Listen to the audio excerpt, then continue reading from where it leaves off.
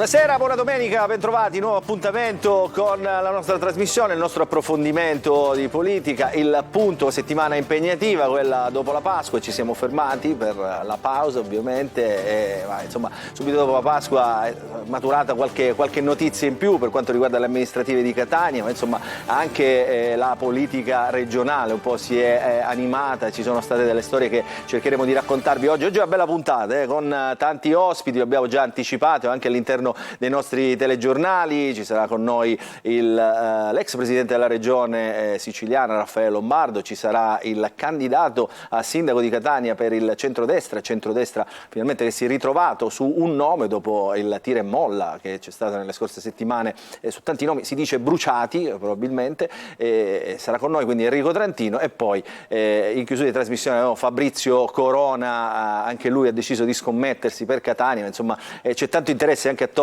alla figura di Fabrizio Corona, soprattutto dopo le ultime rivelazioni, insomma lui è sempre dentro le notizie, cercheremo di scoprire anche con lui che cosa succederà. Allora, vediamo, intanto prima di vedere la copertina dovremmo già vedere diciamo, il primo ospite che si sta preparando, quindi lo facciamo vedere un po' in anteprima oggi con le nostre telecamere. Oggi dicevo una puntata molto particolare, quindi cercheremo insomma di andare anche un po' veloci per i nostri telespettatori per far capire un po' tante cose. Partiremo con Raffaele Lombardo subito dopo la copertina, curata anche oggi da Ottavio Longo, che ha messo insieme questi tre personaggi con qualche dichiarazione.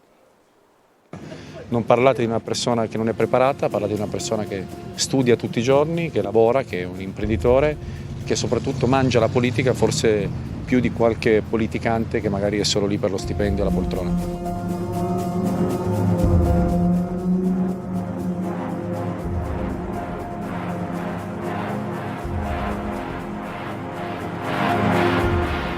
L'unica cosa su cui sarò irremovibile sarà l'autorevolezza dei miei compagni di viaggio, pertanto le forze politiche già sanno che mi dovranno comunque fornire delle rose di nomi che io posso scegliere eventualmente anche chiedendo che si cambi nome nel caso in cui abbia qualche perplessità sulla sintonia, ecco, che diciamo così caratteriale con chi mi viene proposto. Chiedere se fare risarcimento danni nei confronti dello Stato. Ho pensato per la verità, anche perché potrei fare fallire lo Stato. Questo onestamente non sarebbe rispettoso delle istituzioni.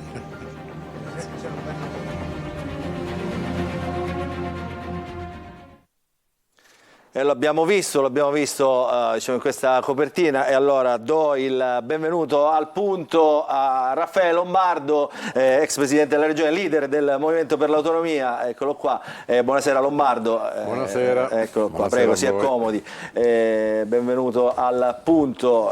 Lombardo, insomma, da quanto tempo è che non entravi in uno studio televisivo? Qualche anno.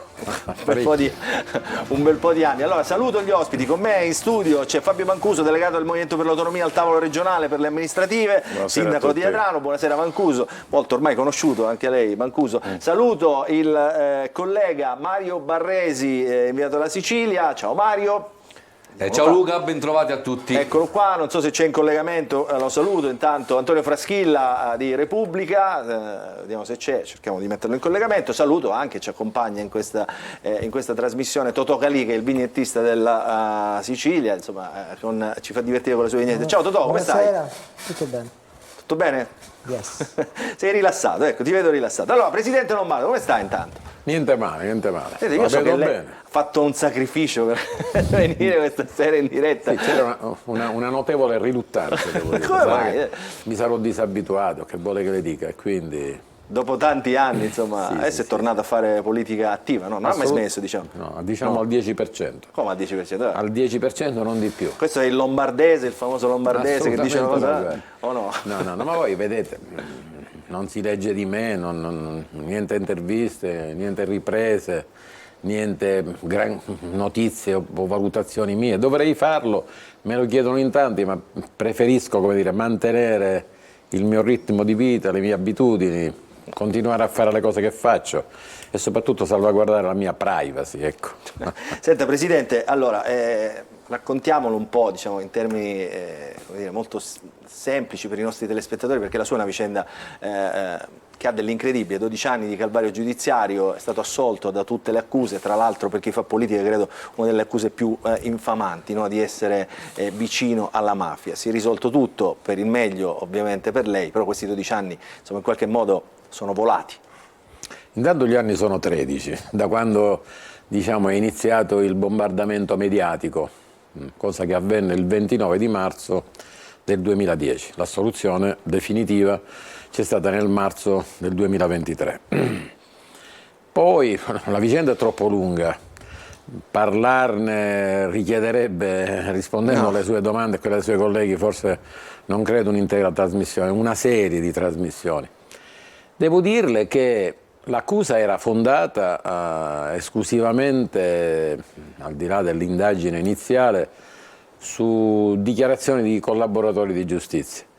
E tenga presente che il processo vero e proprio inizia nel 2012, diciamo con un rinvio a giudizio, con un'imputazione coatta che segue ad una richiesta di archiviazione molto lunga e dettagliata, firmata dall'attuale procuratore della Repubblica, che allora era l'aggiunto, e che sosteneva una tesi molto semplice: non fate il processo perché non ci sono gli elementi per fare il processo, quindi archiviate. Dopo qualche mese un GIP ritenne di avviare un'imputazione coatta, il processo si è basato soltanto su dichiarazioni di pentiti che sono state smontate dalla mia difesa. Diciamo che è stato un vero e proprio depistaggio. Insomma, la vicenda, tra l'altro, quando le vicende poi giudiziarie sono così lunghe, il suo avvocato ha detto in maniera, come dire, molto, in qualche modo ecumenica, no? Distensiva, dice la giustizia ha bisogno dei suoi tempi, cioè l'ha detto il suo avvocato, non l'ha detto, diciamo, l'accusa, no? La giustizia ha bisogno dei suoi tempi e c'erano dei faldoni per leggere ovviamente ed esaminare tutti questi faldoni, ci vuole tempo, quindi insomma al tempo bisogna abituarsi. Io però le chiedo, da uno che è stato protagonista di questa vicenda sulla sua pelle, ma come si vive in 12 anni così? Ma intanto, per essere chiari, anzi 13 anni, come ha detto lei. Sì, la soluzione giustamente è il dato che emerge, chiaramente tanto di cappello, e io dico sempre ringrazio Dio, ma 13 anni per un politico, credo anche per altri, ma comunque 13 anni per un politico non è una soluzione, è una condanna. La soluzione conclude il processo, la condanna sta nei 13 anni. Che poi il tempo serva è fuori discussione. Queste affermazioni sono del mio avvocato Maria Licata, che io ringrazio, che è rispettosa di tutte le istituzioni, come lo sono stato io, ho cominciato dalla magistratura, perché i magistrati fanno il loro dovere. Bisogna vedere che polpette avvelenate, falsi pentiti in questo caso, ma non è soltanto il mio caso. Abbiamo visto quello che è successo col depistaggio per la strage di Via D'Amelio. Quando si portano queste polpette avvelenate poi non è facile, come dire, districarsi nel dedalo di menzogne e di falsità a cui si assiste. Allora, lei, diciamo, è stato detto, adesso glielo chiedo, visto che è davanti a me, cioè, lei non ha mai smesso di fare politica in realtà, cioè seppur dalla sua casa in campagna, dai suoi ritiri, dalla sua casa con la sua famiglia accanto, lei, diciamo, non si è mai allontanato dalla politica, no? Cioè, è sempre stato un punto di riferimento per i suoi, ma anche, diciamo, per il mondo che le stava attorno, gli alleati in qualche modo, le persone, insomma, che lei ha conosciuto durante tutta la sua carriera politica. Lo ricordo per i nostri telespettatori, diciamo, quando sono arrivate le accuse, Lombardo era presidente della regione siciliana, quindi diciamo per un politico siciliano, no, è, come dire, è il massimo, non c'è dubbio. Infatti quando mi si dice fai il parlamentare nazionale, fai il parlamentare europeo, ma per me è un passo indietro, se permette, e quindi la cosa non mi alletta più di tanto. Diciamo che ho fatto politica con molta prudenza e comunque restando, dico, nella gran parte dei casi, salvo qualche esposizione, sempre dietro le quinte. Ho creduto molto al progetto autonomista a cui insieme ad altri ho dato vita nel 2005, ce ne sarebbe più che mai bisogno, ma io credo che debbano essere altri. Spero che ce ne siano alcuni almeno che vogliono portare avanti questo progetto. Tenga presente poi che io ho iniziato nel 70 questa vicenda giudiziaria è iniziata nel 2010, dopo 40 anni di impegno politico non è che è facile cambiare vita, cambiare gusti e cambiare obiettivi o modo di pensare. Senti, entriamo nel vivo insomma, dell'attualità, no? Le amministrative, la prima scadenza elettorale che Lombardo, mi passi il termine, farà a mani libere, finalmente ritorna, no, finalmente potrà pensarlo lei, no? Finalmente ritorna a farsi vedere, a parlare, a sedersi insomma, a mani libere con tutti. Come saranno queste amministrative? Tanto lei, diciamo, insieme a Mancuso che è qui, siete stati molto attivi in questa fase preparatoria, no? nella scelta del candidato. Sì, tante cose, ma intanto io credo niente confronti, salvo quello di stasera, rispetto al quale mi stavo tirando indietro. Mi ha costretto Mancuso, ma giustamente poi avevano preso l'impegno con lei, non potevo assolutamente mancare. Lei aveva fatto una promessa, è vero. Sarei venuto comunque, fra un mese, un anno, non lo so. Comunque vengo oggi, ho assolto e ho adempiuto all'impegno. No, saranno delle elezioni molto importanti, il centrodestra si è compattato attorno ad una figura di tutto rispetto e di rilievo. So che fra poco lo intervisterete. Ho partecipato, come dire, con molta discrezione alle scelte che competevano a Fratelli d'Italia. Si sapeva, era assodato, si era detto. Credo che sia stata scelta la persona giusta, perché si tratta di un uomo che è molto misurato, una persona intelligente, un professionista affermato che ha un'esperienza amministrativa, è assessore diciamo in carica, è stato assessore fino a qualche settimana, fino a qualche mese fa. E poi io dico una cosa, guarda, la gente si meraviglia. Io definisco una persona intelligente ed educato. L'educazione è una cosa di importanza fondamentale. No. Si vede che nella propria famiglia intanto ha avuto inculcata un'educazione che sicuramente si fa notare. Trantino è una persona educata e lo sarà anche nel governare la cosa pubblica. Allora, saluto, lo vedo collegato, Antonio Freschilla. Ciao Antonio, benvenuto, ben trovato, buona serata anche a te. Dove sei? Buonasera in redazione, a tutti. Sei ancora in redazione? Siamo in redazione, stiamo... Ma lo vediamo oppure si sente soltanto? Lo vediamo, adesso glielo facciamo, eccolo qua. Lo vede di fronte a lei, Presidente, lo vede di fronte a lei. Guardi dietro alla mia spalla. Qua lo vedo meglio. Lo vede più grande. Allora, Antonio e Mario, prego, a voi le domande. Io sono di Gran Michele, lo sono entrambi di Vizzini, lo sapete, no? Sì, originari, forse il padre. Lei non sarà nato neppure forse a Vizzini, o sì? Fraschilla. Io sono nato a Catania. Vabbè, anche io. Però guarda Antonio, guarda no, come dire, il pedigree del politico. Sappi dove sei, l'Excel funziona ancora. Ma sa perché? Perché io conoscevo prima di loro i loro genitori, i due padri. Ecco, quindi insomma, sapeva... Barresi e Fraschilla. Allora, andiamo Antonio, domande, così andiamo anche veloci. Antonio e Mario. Volevo guardare al futuro, visto che insomma il passato lo conosciamo. Presidente Lombardo, lei pensa di candidarsi alle europee innanzitutto, ed è vero che ha fatto già un accordo con Fratelli d'Italia in tal senso? Del tutto inventato, assolutamente inventato. Per quanto riguarda le europee, le dico la verità, me lo chiedono in tanti, ritengono che sia necessario, lo dovrei fare per forza. Allora, io ci sono stato 9 anni al Parlamento europeo e francamente ho risposto così anche per quanto riguarda l'ipotesi di qualche mese fa per il sindaco, peraltro. Diciamo che non ho l'età, e pensare alla mia età di pigliarmi il trolley, salire sull'aereo, scendere a Roma, fare 2 chilometri per andarmi a sedere e ad aspettare altre 2 ore, riprendere l'aereo per Bruxelles, per starci 2 giorni, sinceramente la cosa non mi stimola e non mi piace neppure pensarla. Però un viaggetto più breve magari lo farebbe, no? Cioè, anche a Roma. Sì, lo faccio ogni tanto, ci andrò con mia moglie ad esempio mercoledì pomeriggio e ci sto 2 giorni. Mario. Magari alla provincia, visto che non si deve spostare. Ahimè, sono stato anche lì e quindi non si torna io volevo fare del delitto assolutamente. Io volevo fare voi lo sapete che io non metto piede nelle sedi istituzionali dove sono stato. Ad esempio è un fastidio anche per il Presidente della Regione, ma noi ci incontriamo fuori da quella sede. Non ho mai messo piede in un assessorato. Cioè, Schifani la invita e lei non ci va? No, noi ci vediamo fuori da quella sede, così come devo dirle, Scavone è stato lui, la Mariella Ippolito, assessori per 5 anni, mai messo piede in quella sede che pure fu l'assessorato degli enti locali. Erano gli enti locali quando io ci andai nel 91. Anche Di Mauro vede fuori? Di Mauro non metto piede in Non ci nessun va assessorato, assolutamente no. Lo vedo Granitico. fuori. No, Granitico è una Vai, vai. Luca, io volevo fare un parallelismo con i due personaggi più importanti che sono stati loro malgrado protagonisti di vicende giudiziarie, cioè Lombardo e Cuffaro.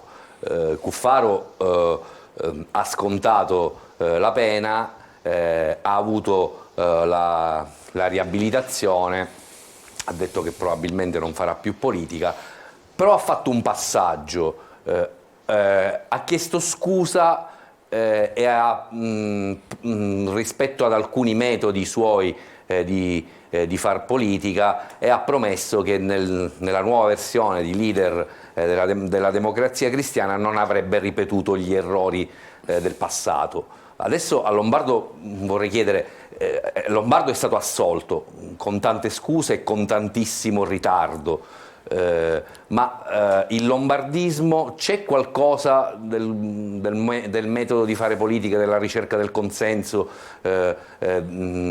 sulla quale, al di là dell'esito processuale, da uomo, da politico, da padre di famiglia, avrebbe il bisogno di fare un mea culpa, cioè non si pente di niente, al di là cioè mettiamo tutto tra parentesi il rilievo penale, ma dal punto di vista etico, personale, il lombardismo è stato assolto pure dalla storia? Allora, tanto per essere chiari, io ho cominciato a fare politica, come vi dicevo, più o meno nel 70, quindi sono passati più di 50 anni.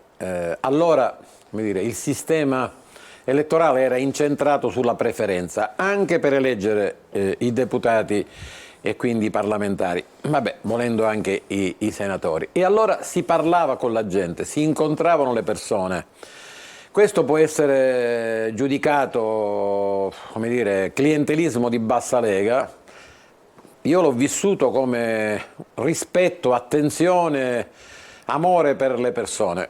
Ho avuto modo di dire più volte che quando, per esempio, io andavo a Gran Michele, ci andavo la domenica, perché anche mia moglie è di Gran Michele, andavamo a trovare i miei suoceri, subito dopo il pranzo, arrivavo dopo i convegni della mattina, forse alle 2, e mi aspettavano per pranzare. Dalle 3, 3 e un quarto fino a mezzanotte stavo nella casa di mia nonna a ricevere i miei concittadini, e non si parlava di favori, ti chiedo questo, ti chiedo quell'altro, eccetera. Così come oggi, nonostante la mia età e nonostante siano passati 53 anni da allora, io sono tra i pochi che ricevono le persone, che parlo con la gente. Moltissimi mi dicono: devo parlare con te o con lei per un consiglio, perché la mia esperienza mi consente di dare consigli. Non credo di avere messo su, come dire, relazioni e rapporti fondati sull'illecito. Tanto per essere chiari e per parlarne, perché è giusto fare riferimento anche al mio processo, nel corso del processo non c'è stata un'assunzione, un'autorizzazione, una concessione, un finanziamento, un favore fatto alla mafia. Non solo questo, ma il paradosso del mio processo, veramente illogico, è che nel processo e negli atti si evidenzia che io alla mafia e ai mafiosi ho fatto soltanto ed esclusivamente danni, alcuni di dimensioni inimmaginabili. Presidente, torniamo invece alla politica. Abbiamo visto durante la presentazione del candidato sindaco Enrico Trantino le liste che supportano diciamo, questa candidatura. Tutti i partiti, i grandi partiti, ne hanno messa una, c'è la lista del sindaco, voi dell'MPA avete fatto 2 liste. Che significa questo? Cioè che ci credete molto in questa partita? Dovete vincere qualche battaglia interna al centrodestra, qualche... come dire, si è cominciato con 2 liste, perché allora, come dire, non eravamo tutti quelli che oggi si ritrovano, diciamo, attorno al tavolo del sindaco per il programma e per parlare di tutto il resto, che è importante anche. Ricorderete bene che all'inizio la Lega non ci stava. Noi pensavamo, lo ha ripetuto fino alla noia Fabio Mancuso, che poi si sarebbero dovuti ritirare. E infatti si sono ritirati. Ma se fossimo andati senza qualcuno dei nostri alleati di oggi e di domani, indubbiamente forse serviva una mobilitazione maggiore, e questa è una ragione. L'altra ragione è che, per la verità, avevamo degli uscenti particolarmente forti, diciamo, e tanta altra gente che non era altrettanto forte, per cui loro, prima che noi, si sono organizzati a fare una seconda lista, che poi, vedi caso, la seconda lista, quella minore, quella meno forte, è quella del movimento dell'MPA, diciamo, mentre Grande Catania sarà la stessa lista dell'altra volta e raccoglierà prevalentemente gli uscenti.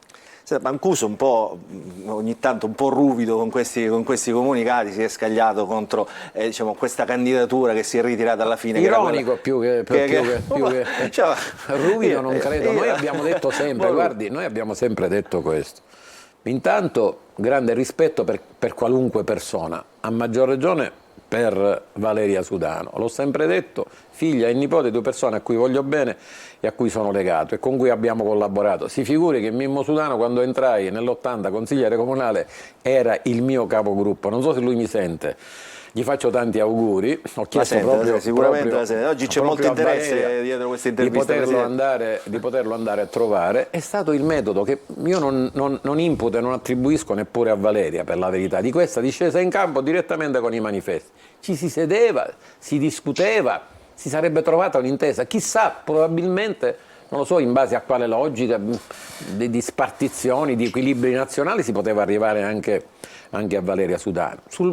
Sapevamo che la rivendicava questa candidatura il partito di Fratelli d'Italia, che aveva il sindaco, diciamo, uscente, diciamo così, e che non aveva altri sindaci non aveva espresso né il sindaco di Palermo né quella di Messina o di altre capoluoghi di provincia. Ecco perché, come dire, non ci siamo scagliati contro, forse siamo stati ironici. Cosa ha detto di tanto grave Mancuso? Ha detto pensiamo che si ritirerà, perché poi il buonsenso sarebbe prevalso. No, ma perché là c'era la partita nazionale e la partita, diciamo, locale, no? Il tavolo regionale al quale partecipava Mancuso, e poi c'era un tavolo, diciamo, un incontro, un caffè, una cosa, un divanetto, chiamatelo quello nazionale tra i leader. Noi lo consideriamo meno importante perché siamo una forza autonomista regionale. Ci sarà stato un tavolo o magari un pourparlers a margine del Consiglio dei Ministri, ma ci sarebbe stato e noi immaginavamo che poi si sarebbe orientato nel senso che poi abbiamo visto. Antonio e Mario, ultimo giro di domande. Sì, volevo chiedere al Presidente proprio in chiave nazionale. Ora sembra che il Movimento per l'Autonomia abbia un dialogo un po' più, diciamo, forte con Fratelli d'Italia. Mentre fino a qualche tempo fa, insomma, voi avevate fatto un accordo con Matteo Salvini e la Lega anche in chiave nazionale. Perché quell'accordo è stato accantonato? Perché, diciamo, con la Lega ha chiuso ogni rapporto? Allora, il rapporto con la Lega nasce, o meglio rinasce, sulla scorta del vecchio rapporto che avemmo noi e che siglammo alla vigilia delle elezioni politiche del 2006 con Umberto Bossi in persona. Allora lui non stava benissimo, io lo andai a trovare in via Bellerio e quel patto fu rispettato al 100% dai leghisti e da noi e dai leghisti. Io ricordo le parole di Bossi: ricordati che noi leghisti siamo persone che mantengono gli impegni, e io dico noi li manterremo anche. Gli chiesi sin da allora di eliminare il suo veto sul ponte sullo Stretto, e nel programma, ricorderete, del 2008 di Berlusconi e dei suoi alleati ci fu appunto l'impegno di tutti sul ponte sullo Stretto. Per quanto riguarda il nuovo incontro e quindi il nuovo, diciamo, patto di collaborazione o di federazione che fu siglato nel dicembre, il 17 dicembre, per me quella data è importantissima per un'altra ragione, a Roma con Salvini, preparato da noi, e allora c'era Candiani, e questo era molto articolato questo patto. Io dico sempre che non imputo la violazione del patto a Salvini, perché credo che Salvini lo ha firmato ma non lo ha mai letto. Si parlava di impegni, si parlava di iniziative che avrebbero dovuto adottare, come dire, a favore del sud della Sicilia, e si parlava anche del coinvolgimento di alcuni nostri candidati per le elezioni politiche. Questo coinvolgimento non c'è stato per nessuna ragione. Prendo atto con piacere, devo dire, e lo dichiaro pubblicamente, che per quanto riguarda il ponte, che fu una nostra grande battaglia, il motivo di una grande mobilitazione, diciamo che Salvini ci crede e a testa bassa ci sta lavorando, e io mi auguro francamente che non lo si scoraggi. Ora si comincia a leggere, mancano i soldi, i 6 miliardi sono diventati 14, grazie a Monti, che se non avesse bloccato l'iniziativa assunta da Ciucci, che allora era l'amministratore delegato dell'ANAS, forse il ponte lo avremmo visto. Noi ci crediamo e speriamo di vederlo comunque, perché è una cosa di importanza fondamentale. Vede, il nostro programma era due cose: il ponte, o meglio le infrastrutture. Noi vediamo costruire il treno veloce, o meglio la ferrovia per il treno veloce verso Palermo, le infrastrutture e la fiscalità diversa. Oggi sono sempre questi, diciamo, i punti più importanti. La fiscalità diversa si può, come dire, ottenere anche utilizzando la leva dell'energia, e abbiamo preso atto che su questo fronte il Presidente della Regione, come dire, sta sposando la tesi che è scritta nel nostro programma per le elezioni regionali. Mario. No, ha parlato di Lega, di candidatura della Sudano, senza fare, con grande accortezza, senza fare un nome. Ora questo nome lo faccio io, anzi faccio il nome e il cognome: Luca Sammartino. Rapporti rotti con, diciamo, il leader carismatico della Lega in Sicilia, che si rompono tra il declino della candidatura Stancanelli al posto di Musumeci e la mancata candidatura di Lombardo alle politiche con la Lega. È un rapporto definitivamente interrotto. Ci sono dei margini, anche perché lui si ispira molto a Lombardo anche come modo di stare in mezzo alla gente, come anche negli incontri, nell'apertura della segreteria, degli incontri con... Insomma, fate un po'...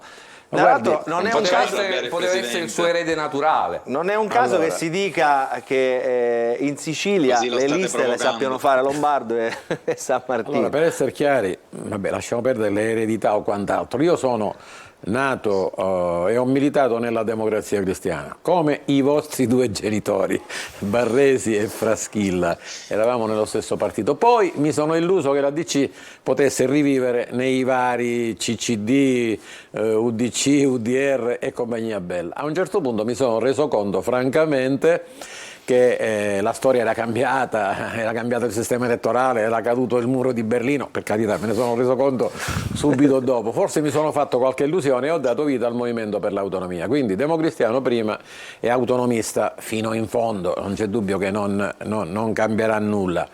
Per quanto riguarda la Lega, io trovai la Lega affidata ad una persona, anzi, forse noi contribuemmo col nostro patto federativo a che il segretario regionale fosse un uomo educato, anche lui in questo io questo titolo lo ribadisco. L'ha usato anche per Razza in un'intervista, quindi è un titolo onorifico per lui. Ma è certo che è un titolo. Essere educati vuol dire essere cresciuti in una famiglia di persone che insegnano le cose giuste ai propri figli e soprattutto saperle insegnare ai propri figli. Io sono convinto che le persone di cui lo dico, chiaramente, a cui attribuisco questo titolo di merito, questo se lo guadagnino giorno per giorno, appunto rispettando le persone, rispettando le persone. Con la Lega, veda, noi abbiamo corso un rischio enorme, ecco perché, come dire, il rapporto politico è rotto, quello personale, il rispetto, quant'altro non può non esserci. C'è da parte mia, cioè io mi definisco un cattolico praticante, pieno di errori giorno per giorno, chissà quanti peccati che non basta neppure confessare, e quindi non posso non rispettare al 100% non soltanto Luca Sammartino, ma chiunque, qualunque si ritenga o venga ritenuto un mio avversario. Se dovessi buttare uno dei due dalla torre mi butterei io, perché la vita è sacra e la persona è sacra. Abbiamo modi profondamente diversi. Noi abbiamo rischiato l'estinzione del Movimento per l'Autonomia perché eravamo incamminati, lasciamo perdere i posti in lista e al di là dei programmi importantissimi, a fare una lista insieme alle elezioni regionali. Siamo stati messi fuori da quella lista e quello per noi è stato un momento di rischio mortale, perché noi con le elezioni politiche che si svolgevano in contemporanea e non avendo un partito nazionale al quale riferirci, che bene o male in qualche caso ha portato voti di opinione a valanga, come per Fratelli d'Italia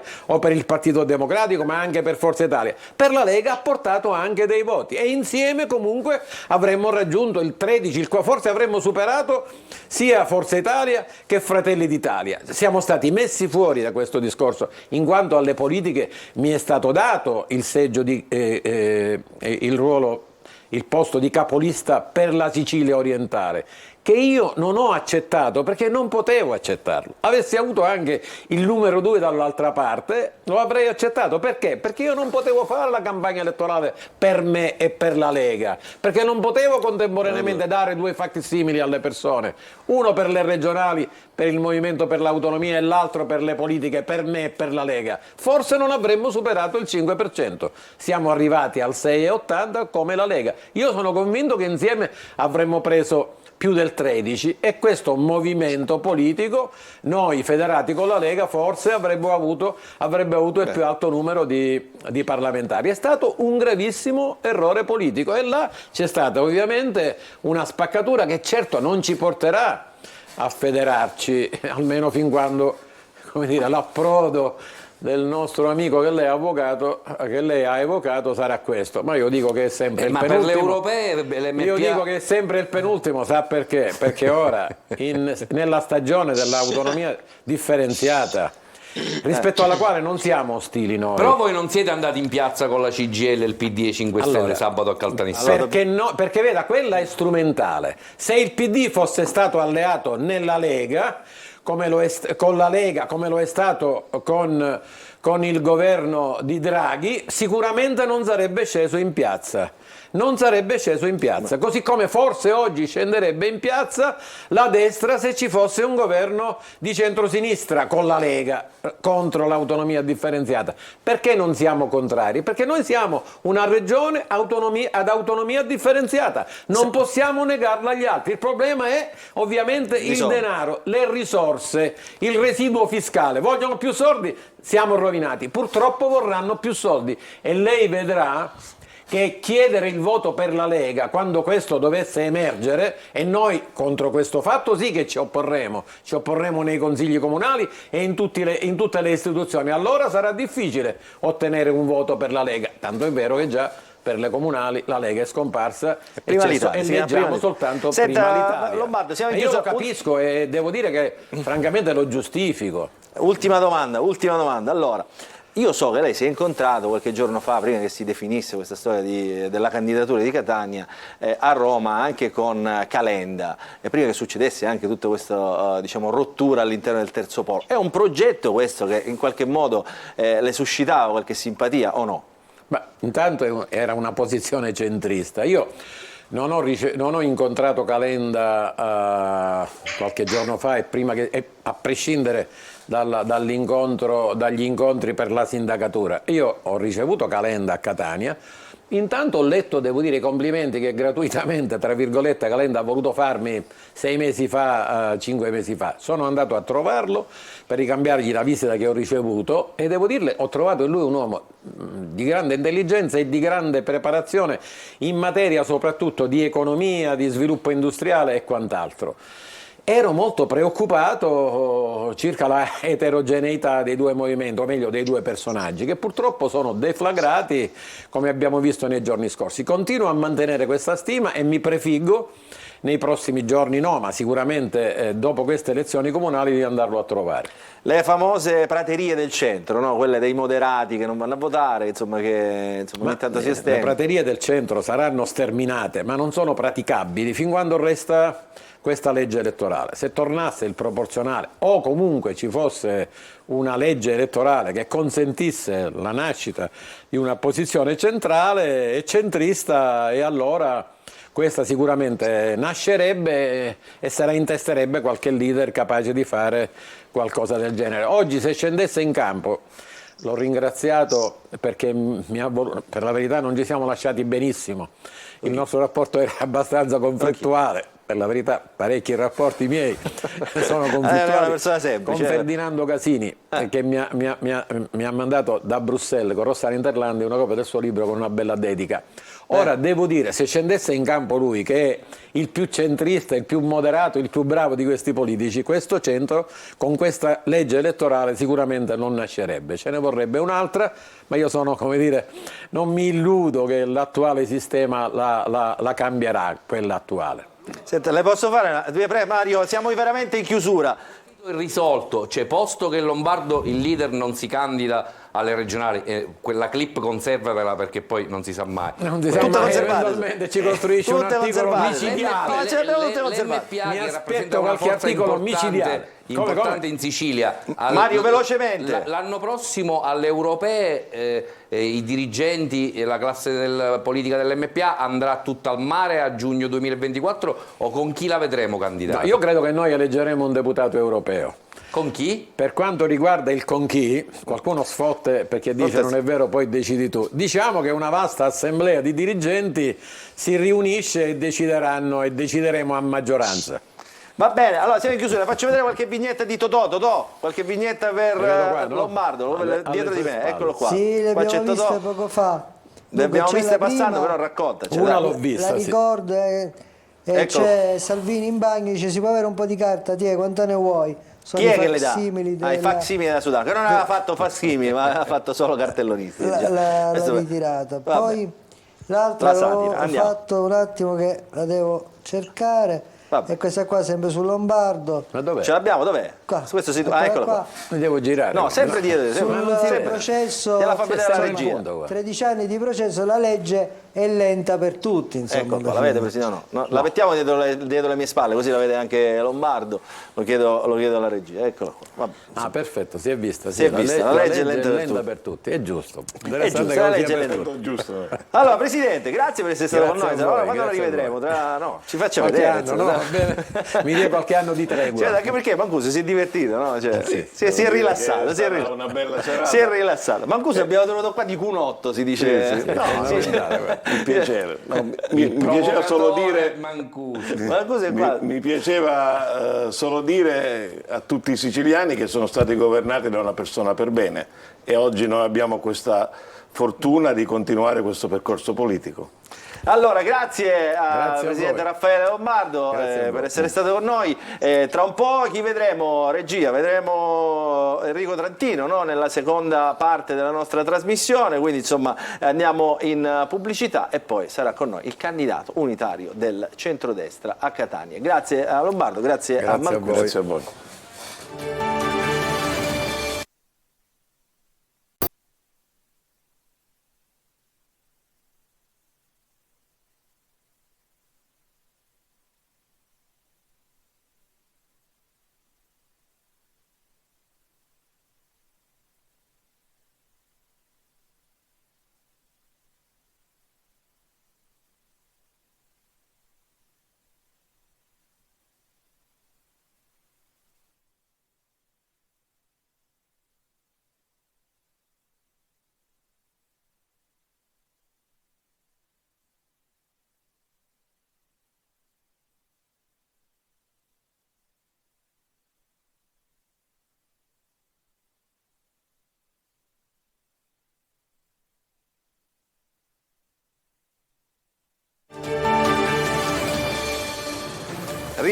Rientriamo in diretta con la nostra trasmissione di oggi. Il punto, abbastanza in forma abbiamo trovato l'ex presidente della regione Raffaele Lombardo, di nuovo tornato alla politica attiva, insomma dopo l'assoluzione, lungo calvario giudiziario, davvero una storia incredibile questa. Ci vorrebbe davvero più di una trasmissione per raccontare tutta questa vicenda e tutto il suo excursus. Però adesso lo vedo, stanno microfonando dietro le quinte, eccolo qua, l'avvocato Enrico Trantino, candidato unico del centrodestra a Catania, l'uomo della pace, il pacificatore. Allora lo invitiamo a entrare in studio. Enrico Trantino, se siete con noi, ci racconta un po' la genesi di questa candidatura. Buonasera Trantino. Buonasera a tutti. Eccolo qua. Era venuto da opinionista, diciamo, senza sapere come sarebbe. Lungi da me il pensiero di imbarcarmi in questa avventura. In questa avventura, ecco, si metta comodo che adesso cominciamo. Guardi, subito le faccio vedere qualche vignetta del nostro Totò Calì, così insomma apriamo subito il taglio di questo racconto. Totò, ci sei? Vediamo allora, se c'è, siamo sempre in diretta, lo ricordiamo. La più cattiva, ovviamente. La più cattiva, certo. Così ce la leviamo, dai. Così ce la leviamo subito, lo facciamo arrabbiare subito. Vai. Ecco qui che c'è Non la vedo. Enrico Trantino che viene accompagnato No, con non uno la vedo, scolaro. Se non la vedi? Se non la vedi sono fatti miei. Adesso ristabiliamo la connessione con... un attimo che devo... Vabbè, chiamami ecco. fra un po'. Chiamami tra un po'. Va bene. Trantino, allora, qualche giorno insomma, per metabolizzare insomma, dopo la scelta, dopo anche la presentazione con tutto il centro-destra unito, adesso la corsa è cominciata, no? La campagna elettorale è entrata davvero nel vivo. È una campagna elettorale difficile, diciamo, è un incarico, quello del sindaco di Catania, chiunque sarà, diciamo, lei ovviamente si augurerà di essere lei il sindaco di Catania, però insomma davvero un incarico gravoso, soprattutto per i tempi che corrono per questa città, per l'istituzione comune, insomma, e per i soldi che poi sono sempre quelli che mettono in moto le macchine, no? Anche degli enti comunali. Allora, come la sta vivendo questa? Si è fatto già un po' di programmi? No, innanzitutto è chiaro che è l'ho chiamata prima avventura, forse il termine non è adatto. Comunque diciamo che è un percorso che ha stravolto i miei ritmi di vita. Io sono un uomo che ha più che ritmi, proprio dei riti particolari che sono stati del tutto sovvertiti, perché adesso mi sto proiettando in una dimensione del tutto nuova che è quella della campagna elettorale. Nel caso in cui dovessi farcela con l'appoggio di tutta la coalizione diventeranno degli impegni, come diceva lei, ancora più gravosi. Lo possiamo levare questo lei, che tanto nessuno ci crede. Nessuno ci crede, ecco. No? Facciamo i formali. Naturalmente è chiaro che quando mi è stato chiesto dalla Presidente Meloni di assumere questo ruolo, sapevo già quali fossero le difficoltà di un'amministrazione, di una città come Catania, anche perché avendola vissuta da amministratore, avendola vissuta da assessore, so che sono, se non difficoltà insormontabili, comunque delle criticità non indifferenti. Però non mi sono voluto sottrarre all'impegno, perché comunque la fuga non è mai stata nel mio DNA. Io ho avuto insegnato da mio padre, ecco qua c'è la vignetta l'ha chiamata, vedi, l'ha chiamata. Ecco. Rimettila Totò che l'ha vista, eccola qua, leggiamola insieme, eccolo qua. Il più grande ovviamente, certo, il papà Enzo Trantino. Mi auguro che non venga considerato dalla gente come il bambino che deve essere accompagnato a scuola, però siccome io adoro Totò. 33 Trantino entrarono a trotto tutti e 33 trotterellando. Eccolo qua, siamo arrivati. Tra l'altro c'è anche una casualità, no? 30 anni fa suo padre si candidò per la prima volta, era il 1993, la prima elezione diretta del sindaco, quindi in tutta Italia, scelto dai cittadini, quindi per la prima volta il sindaco veniva scelto dai cittadini e non dalle stanze del comune, e si presentò, allora non ce la fece, contro Bianco, se non ricordo male. Contro Bianco, contro Fava, Antonio Scavone e Mario Petrina. Ecco, insomma, questi Enzo Trantino fu però votato, allora c'era il Movimento Sociale Italiano, ottenne dei voti e dei numeri davvero eccezionali per quel Movimento Sociale, quindi insomma a testimonianza che la presenza di Trantino, del nome Trantino a Catania, è una presenza forte e importante anche politicamente. Certo, c'è questa strana coincidenza. Ma comunque in questo momento non pensiamo ai corsi e ricorsi storici. Dobbiamo pensare esclusivamente a stabilire un nuovo rapporto della città con i cittadini, perché io ho sempre creduto che i motivi per cui alla fine tante cose non vanno non dipendano solo da chi amministra, ma soprattutto da chi è amministrato. Naturalmente io, nel caso in cui dovessi farcela, dico subito, come sto dicendo, non accamperò alibi. Se dovessi fallire, il fallimento sarà solo mio, non sarà di chi eventualmente non mi ha dotato delle risorse necessarie in termini finanziari e in termini anche di personale, perché dobbiamo in qualche modo cercare di uscire fuori dal guado, eventualmente ricorrendo anche un po' di creatività in più. Ma una delle ricette per riuscire a far venire fuori Catania da questa condizione di stasi in cui si trova e anche persuadere i cittadini che devono avere un ruolo attivo. Allora, dovremmo avere... È rimasto Mario Barresi con noi, credo. Mario, ci sei? Sì, eccomi. Eccolo qua. Allora, Mario Barresi, dovrebbe esserci collegato anche Giulio Seminara. Giulio Seminara, che è un giornalista siciliano che lavora a Roma. Lei conosce bene, anche perché è figlio di un collega. No? Sì, peraltro stimo tantissimo Giulio, quindi anche Bravo. se vuole essere Allora, cattivo potrà esserlo. Potrà essere cattivo, quindi è permesso. Vediamo di metterlo anche in comunicazione. Allora, Mario, prego. Domande per Enrico Trantino. C'è anche Fraschilla, dovrebbe essere rimasto. Chiedo alla regia. Antonio, Sì. eccolo qua, Antonio Fraschilla. Buonasera. Benissimo. Allora, per voi, domande a Enrico Trantino. Io partirei dalla fotografia della presentazione della candidatura degli scorsi giorni al Centro Zoo. Trantino ha chiesto scusa, ma c'era una clamorosa assenza di donne su quel palco. Era la fotografia della classe del dirigente del centrodestra catanese, in parte regionale. Ora, oltre che per gli obblighi di legge, ci vorrà anche una presenza di donne nella rosa degli assessori eventuali di Trantino. È ovviamente una priorità a cui sta pensando, oppure è una rottura di scatole a cui adempiere a causa delle leggi che obbligano ad avere le quote rose in giunta? Io ho chiesto espressamente alle forze politiche di aiutarmi in questo, possibilmente indicandomi fra gli assessori che dovremmo noi necessariamente indicare in prima battuta quante più donne è possibile. Ma non lo faccio per una questione di garbo istituzionale o perché sono convinto che dobbiamo rispettare certe etichette, considerando che noi non abbiamo alcun obbligo di legge perché basta una sola donna per integrare quel che l'ordinamento dispone.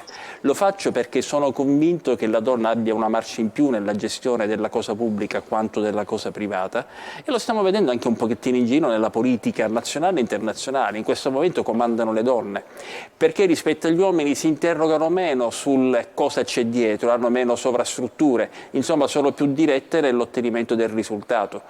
E probabilmente se non fossero accadute nei mesi scorsi determinate vicissitudini a Catania, forse oggi avremmo un candidato sindaco al posto mio, un candidato donna.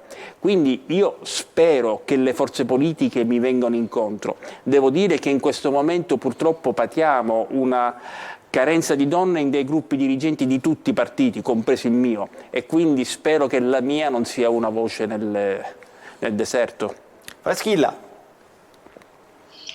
Io volevo chiedere al dottor Trantino innanzitutto cosa pensa di fare per Catania, facendo però una piccola premessa, cioè negli ultimi 5 anni ha governato un esponente del suo partito e con una maggioranza del suo partito. Lei poco fa ha detto che Catania vive una fase di stasi.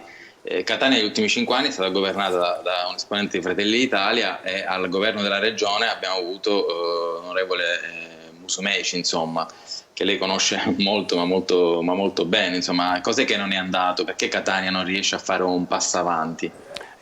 Forse ecco, magari non sono stato chiaro io, lei non sa che anche io ho fatto parte del governo della città con l'amministrazione Pogliese. Questo periodo di stasi oramai viene da 30 anni di una condizione finanziaria disastrata, e devo dire subito, io condivido, mi sono sentito anche su questo con il professore Caserta, condivido il fatto che sarebbe sterile andare a cercare di chi siano le responsabilità. Dobbiamo ragionare in prospettiva su come ricostruire quel che è stato.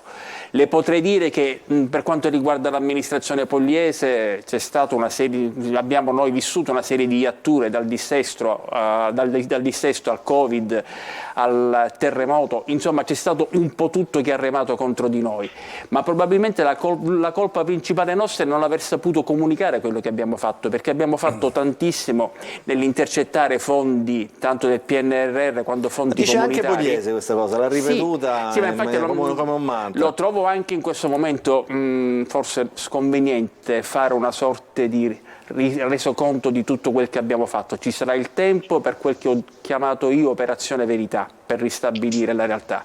Il vero problema, Fraschilla, è che probabilmente si è rotto il patto sociale con i catanesi. nel senso che questa condizione di degrado che i catanesi avvertivano sulla propria pelle è stato il viatico per in qualche modo indurre molti di loro a restituire mancanza di rispetto a chi ritenevano non gliene avesse dato abbastanza. Ecco perché ho detto che bisogna in qualche modo lavorare su una sorta di nuovo paradigma sociale, perché solo con la collaborazione dei cittadini, solo attraverso una maggior consapevolezza del ruolo che abbiamo in quanto comunità, in quanto appartenenti a una stessa struttura civica, possiamo allora convincerci che dobbiamo ragionare diversamente. Amando più questa città sarà una sorta di ritornello, sarà un mantra, ma io dico sempre che i catanesi riscoprono la loro catanesità il 5 febbraio e quando il Catania sale di serie. Ecco, vorrei che si invertisse la tendenza, perché se la città viene considerata sporca è perché qualcuno la sporca.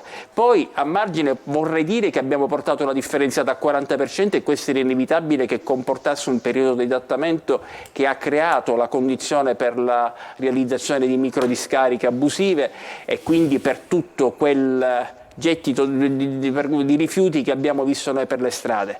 Ma certamente se cominciamo a convincerci che non siamo solamente titolari di diritti ma anche di doveri, già sarebbe un grosso passo in avanti nel trovare un modo per condividere il percorso.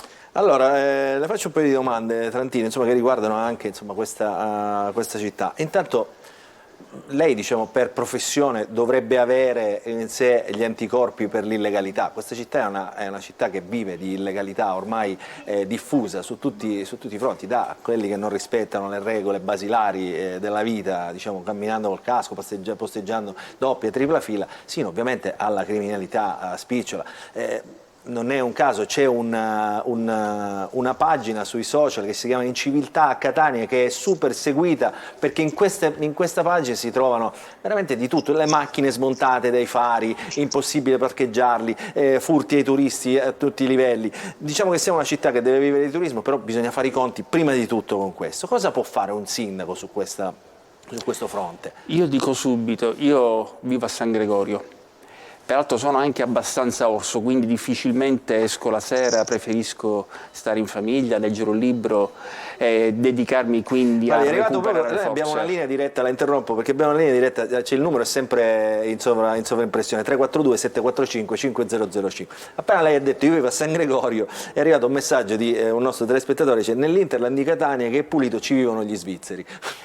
No, allora intanto vi rispondo subito a questo spettatore. Voi sapete quanto abbiamo risparmiato come comune durante il lockdown? 1 milione di euro. Perché questo? Perché tantissimi che abitano nella fascia extraurbana in cui la differenziata funziona da molto più tempo, non volendo adattarsi dove portano i rifiuti a Catania. Nel momento in cui con il lockdown non si poteva uscire dal comune di residenza abbiamo risparmiato 1 milione di euro.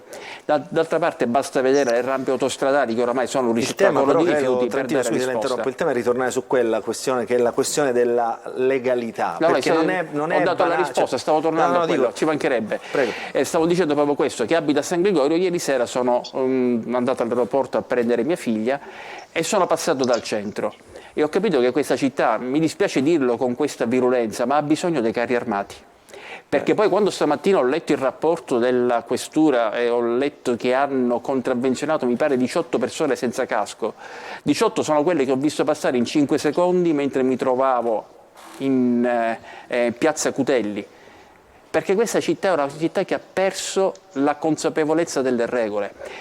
Ora, con diciamo una frase abusata si dice tolleranza zero, però è chiaro che un sindaco che non dispone dei poteri di ordine pubblico che sono affidati al questore e al prefetto deve subito individuare assieme ad essi un modo per reagire. E chiaramente io mi attendo, visto che c'è un governo di centrodestra, una grossa mano anche dal ministro Piantedosi perché mandi molte più persone.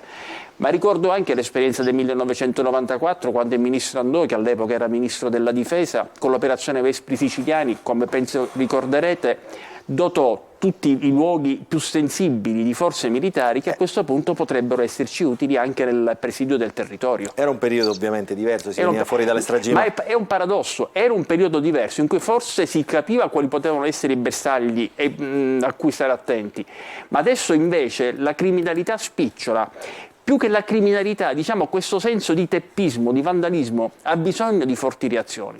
Poi le voglio fare un'altra domanda. È chiaro che il Consiglio Comunale, diciamo, non è solo un caso di Catania, ma ormai i Consigli Comunali, soprattutto delle grandi città, contano sempre di meno. Molto spesso chi viene eletto sono diciamo, chi ha molti voti, quindi il RAS dei patronati, diciamo, dei centri che ogni giorno raccolgono le persone e aiutano in qualche modo a svolgere le pratiche fiscali.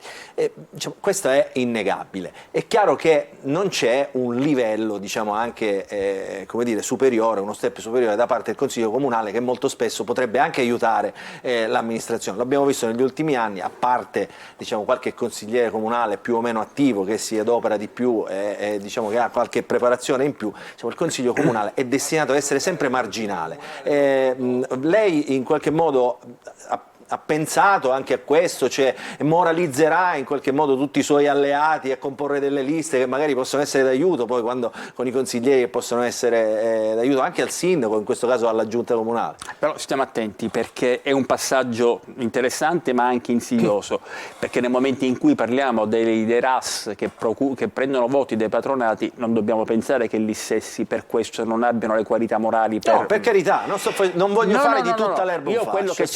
Quello che certamente ho chiesto ai partiti è un'attenta selezione dei candidati. Io chiederò che comunque, oltre ai carichi pendenti e al casellario, mi firmino anche una dichiarazione con cui mi attestino la mancanza di rapporti diretti, quindi familiari, che possono in qualche modo essere scomodi. Che non perché io sia particolarmente intransigente, quanto perché poi questo costituisce anche la leva per azionare controlli del Ministero degli Interni che ben sappiamo dove portano.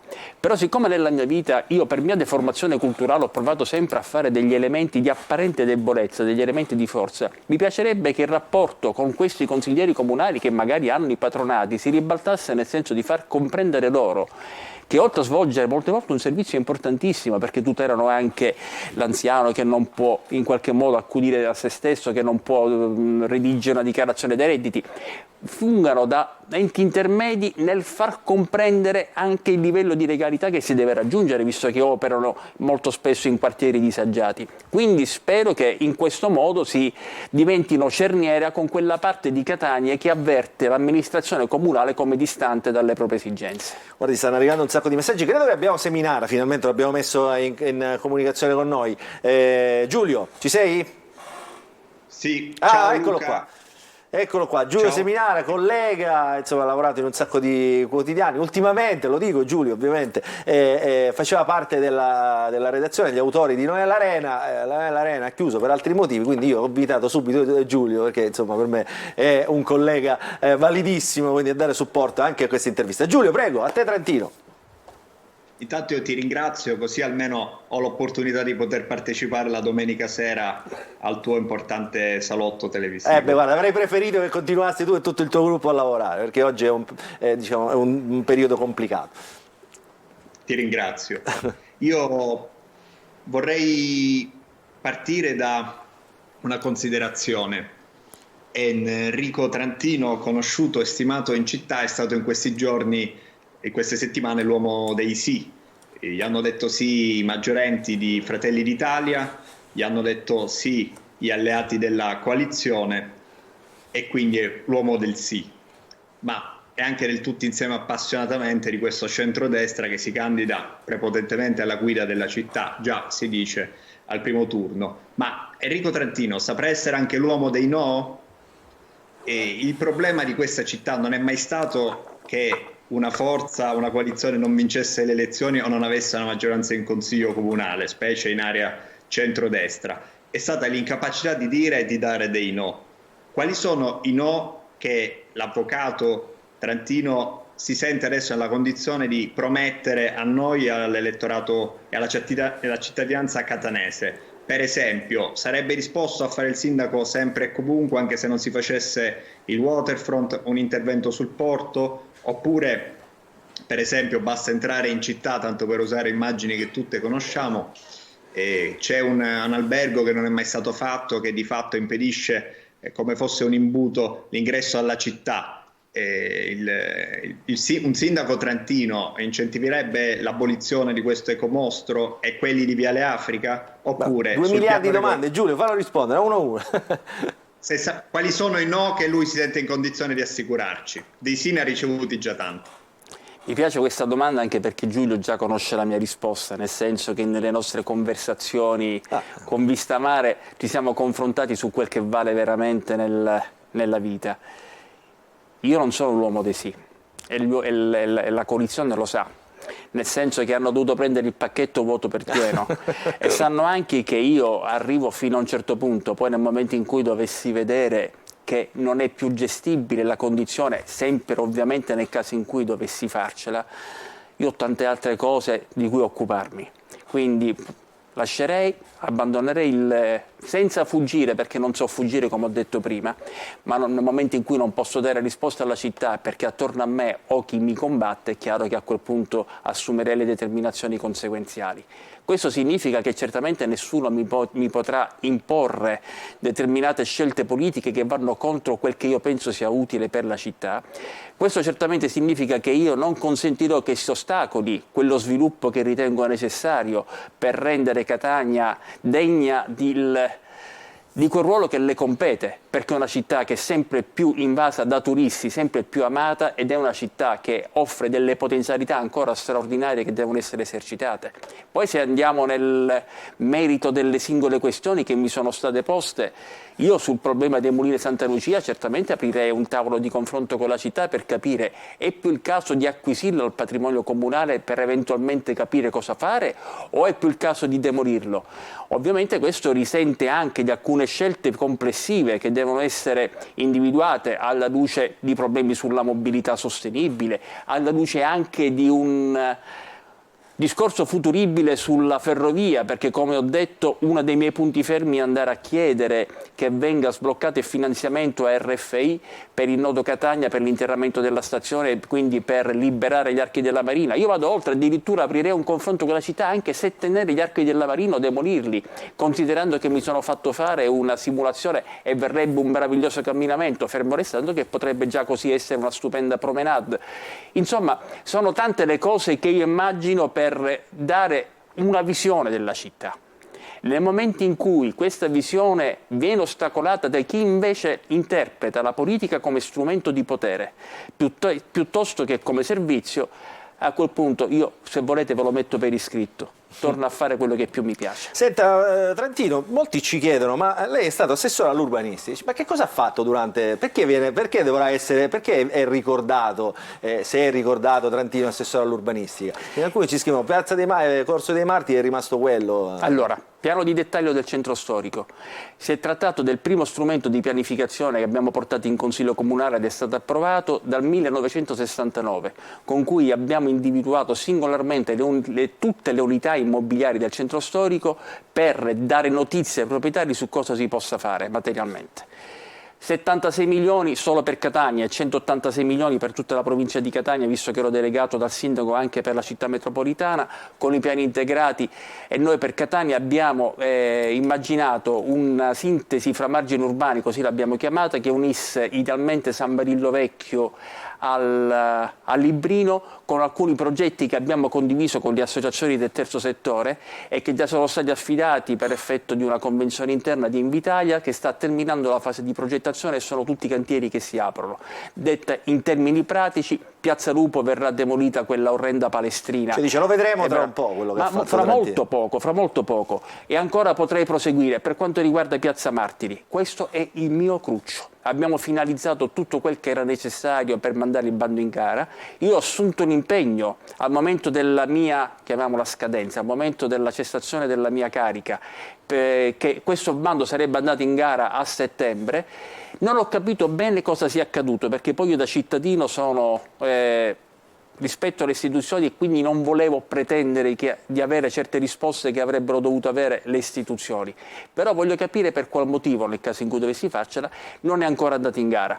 Ma soprattutto abbiamo dovuto riavviare la fase di redazione delle linee programmatiche del piano regolatore generale, che ora si chiama PUG, piano urbanistico generale, organizzando una serie di incontri con la cittadinanza coordinati da tutti gli ordini professionali, e abbiamo tracciato le linee che avrebbero dovuto permettere di condurre già lo scorso dicembre questa fase preliminare del piano a Consiglio Comunale. Non è stata fatta, anche su questo verificherò i motivi di questo inadempimento. Io nel frattempo guardo il telefono, dico anche ai colleghi che sono ovviamente con me in trasmissione, perché arrivano un sacco di messaggi. Ovviamente è chiaro, no? È inutile girarci intorno, cioè lei è sostenuto da una coalizione molto forte e quindi diciamo saranno poi le urne a decidere, però diciamo in qualche modo parte in pole position rispetto agli altri suoi avversari, che dico tutti ospiteremo, non vi preoccupate, saranno tutti ospitati e tutti con gli stessi tempi, perché poi ci sono anche quelli che dicono ormai c'è Trantino, non c'è Caserta, non c'è gli altri, adesso più tardi ci sarà anche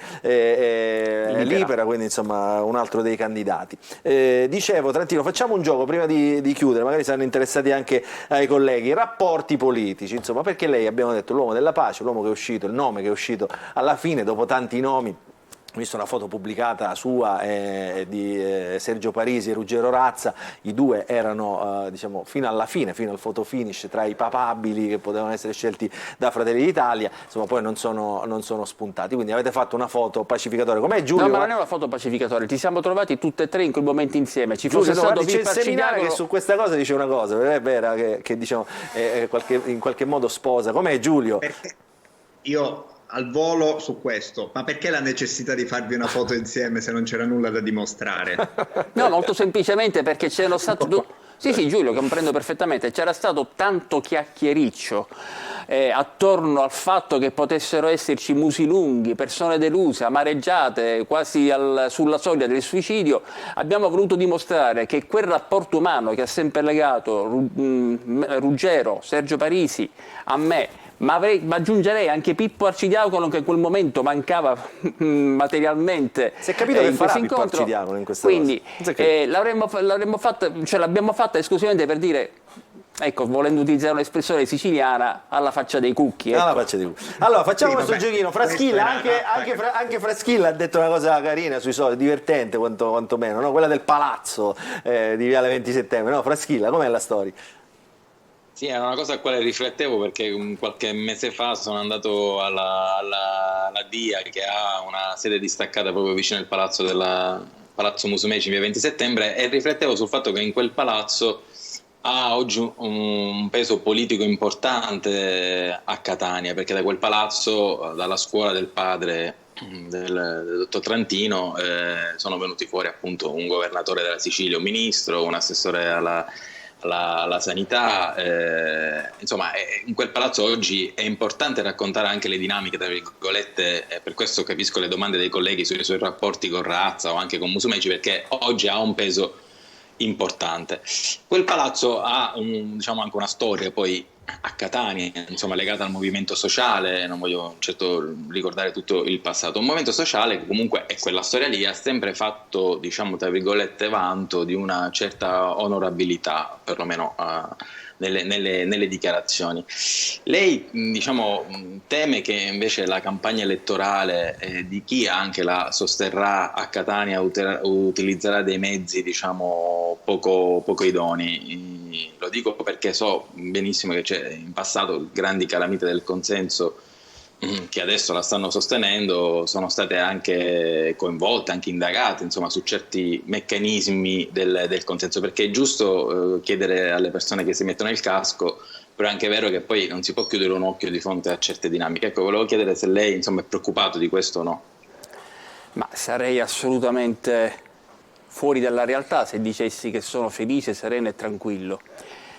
Purtroppo la prefettura non è un organo che si può attivare per chiedere una sorta di nulla osta sulla presentazione delle liste, dando quindi una sorta di sta bene, di placet sul fatto che i candidati possono essere inseriti, diciamo, informalmente in una white list.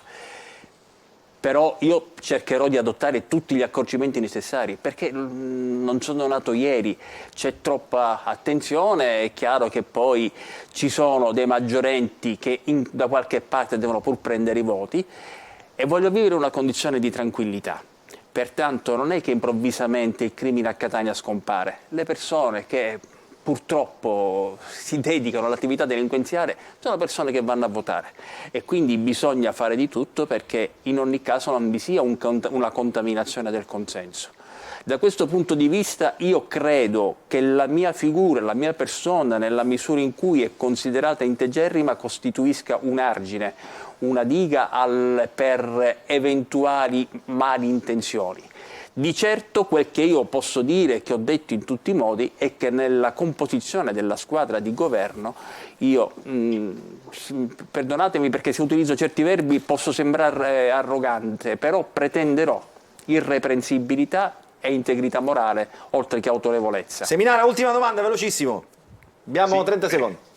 Per come ha chiuso lui, credo che lui debba guardarsi più dai suoi alleati che non dagli sfidanti in campo. Al volo, Enrico Trantino potrebbe diventare il sindaco, correggetemi se sbaglio, in quota Fratelli d'Italia della città più grande amministrata da quel partito, se non sbaglio. Quindi sì, esatto. Delle domande anche di respiro nazionale. E in queste ore stanno sbarcando altri migranti a Catania. Lei li accoglierebbe o se per la linea dura? Poi alcuni sindaci hanno fatto un'istanza contro il Viminale per trascrivere al comune i figli di coppie omosessuali. Lei li trascriverebbe o no? Terzo, andrebbe con la fascia tricolore al 25 aprile? Allora, però non so quanto tempo per rispondere a queste domande. Un minuto non potrò mai rispondere. Deve essere bravo. Molto velocemente. Allora, la prima non mi ricordo qual era. Migranti. Ovviamente il Comune non ha un suo potere gestionale sul tema. Vorrei tanto che però uscissimo fuori da questa sorta di ipocrisia intellettuale. L'accoglienza non è integrazione. L'accoglienza senza integrazione significa esclusivamente condannare questi fratelli meno fortunati a una condizione di disagio e di emarginazione che molte volte può peggiorare la loro situazione. Per quanto riguarda la seconda domanda, quella delle coppie omosessuali, è un tema che dovrà essere verificato. Non ho alcuna difficoltà nella tutela delle coppie omosessuali. Ovviamente sono assolutamente contrario alla possibilità degli uteri in affitto e quindi all'adozione di figli di fatto avuti da donne che sono state pagate per poter generare il frutto appunto di un amore mai stato per una coppia omosessuale. Per quanto riguarda il 25 aprile la fascia tricolore, io non ho alcuna difficoltà ad andarci, ma vorrei che anche qui una volta per tutte si uscisse fuori da una certa polemica sterile, perché se già Pasolini nel 1970 invitava a venire fuori da questa condizione stantia, forse sarebbe il caso che ci confrontassimo apertamente e serenamente, perché se il fascismo è un qualcosa che certamente ha prodotto tanti mali, vorrei anche che venga considerato come un fenomeno storico oramai superato da valutare serenamente per tutta una serie di considerazioni che dovrebbero essere prese in esame. Sono arrivati una valanga di messaggi, devo dire, siamo in diretta ovviamente al nostro numero 342 745 5005, quindi Trantino gliele gireremo ovviamente per capire anche il tono, diciamo, come è stata accolta la sua assieme alle vignette di Totò, me le girerete. Alle vignette di Totò qualcuno la vediamo subito, prima di salutarci. Vai Totò! Si sono anche viste tra l'altro. Sì, si sono anche viste, vediamole, insomma. Eccola qua, il centrodestra. Questo all'inizio, insomma. Fratelli dietro di me, Trantino, dietro di me. Eccolo qua. Cosa doveva succedere? Fratelli Coltelli, il centrodestra e il candidato a sindaco di Catania. Sono tutti fasciati, gambe rotte, teste rotte. Quella chi è? Quella con la maglietta? La Sudano? La Sudano. Poi chi sono gli altri? Razza, Parisi. No, c'è anche Arcidiacono. Arcidiacono chi è? Che è sparito. È il primo questo. Facciamo un appello, Arcidiacono, se ci sei mandaci un messaggio se sei ancora a Catania. Insomma, andiamo a vedere l'altra, le prime fasi. Le altre? Ok. Vai. Allora, un attimo che c'è io. Stai diventando vecchio, dunque, questa qua. Vai. Insomma, basta parlare male dell'amministrazione Pogliese, lui non ha fatto niente. E già niente è tanto comunque.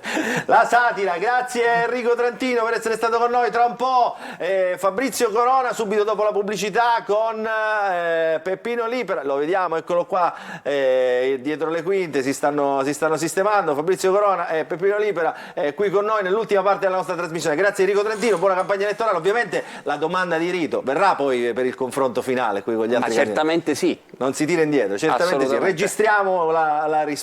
Grazie Enrico Trantino, subito dopo la pubblicità Fabrizio Corona e Giuseppe Lipera.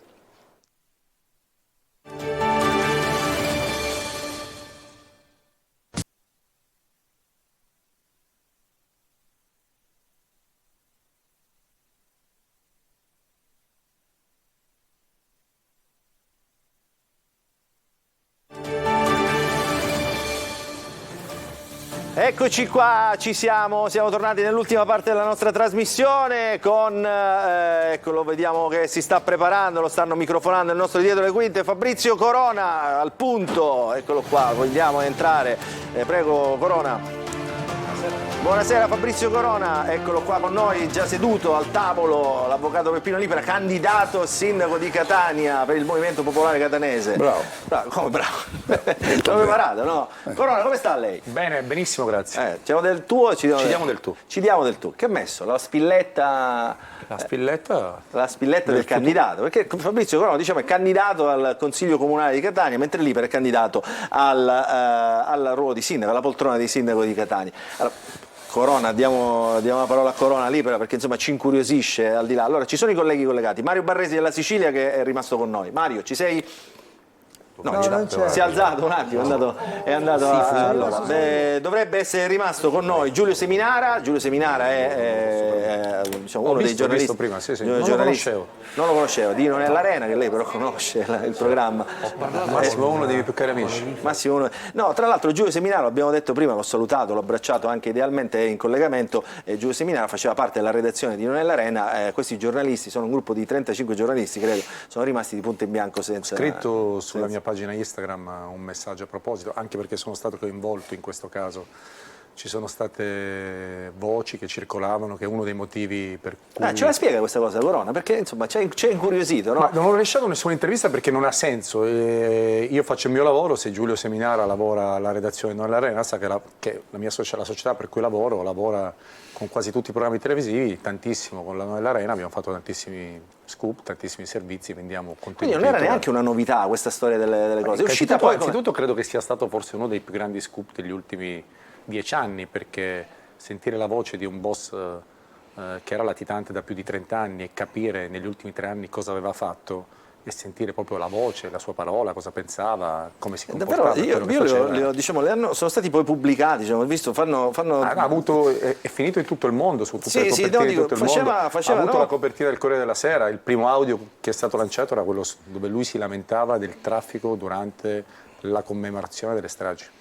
E poi c'erano anche dei messaggi personali, io avevo una vita bellissima, non avevo... Ma guardi, io che faccio questo mestiere, poi la gente non sa bene che mestiere faccio, perché faccio un mestiere unico, nel senso noi vendiamo contenuti di ogni genere che possono passare dall'editoria ai libri, anche a promozioni social, facciamo una società che lavora da più di 20 anni, più di 30 anni, del leader nel settore, da quelle chat WhatsApp si possono fare almeno 3 libri e almeno 2 docuserie.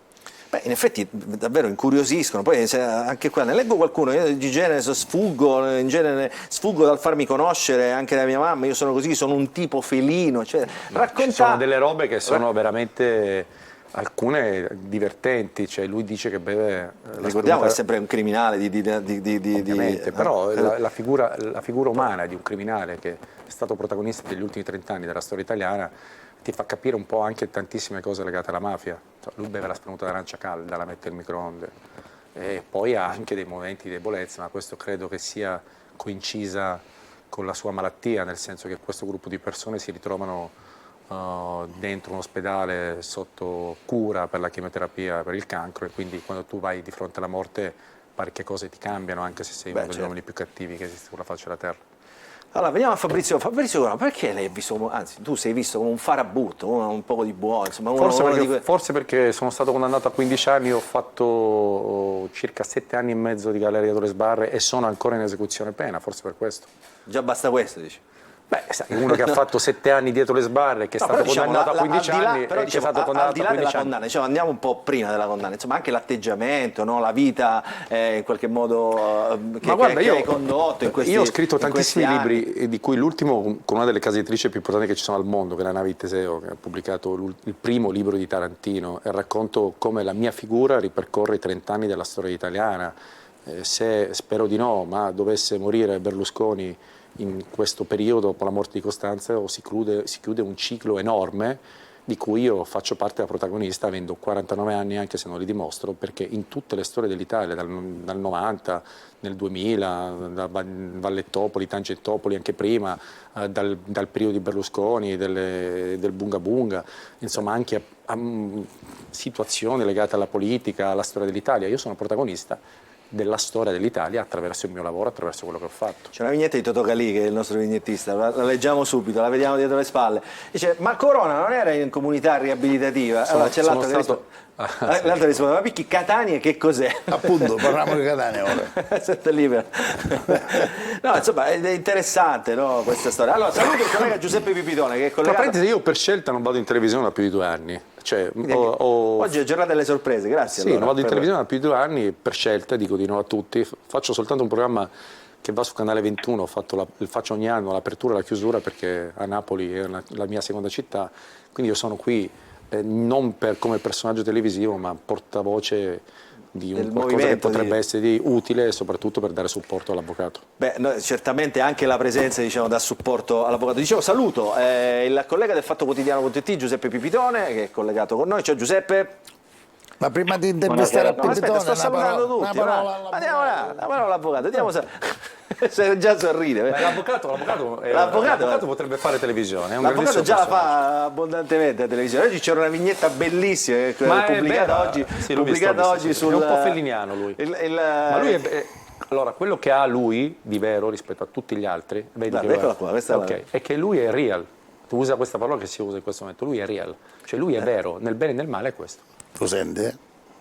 Perché la scelta di Corona? Solo per così fare una mediaticità? No, anche perché quella vignetta è un po' come quello che ha detto prima, è un po', per quello che mi riguarda, un po' superficiale, nel senso che non è che ha fatto il cast per fare scena, lui sa che non è, sì, fa scena perché ogni cosa che si lega a me non è per fare scena, però non è che ha preso uno per farsi Corona. Rispondo alla tua domanda. Fabrizio Corona è catanese, nato a Catania, figlio di catanesi. Io ho avuto il piacere di conoscere suo padre, buonanima, grande giornalista, e la nonna.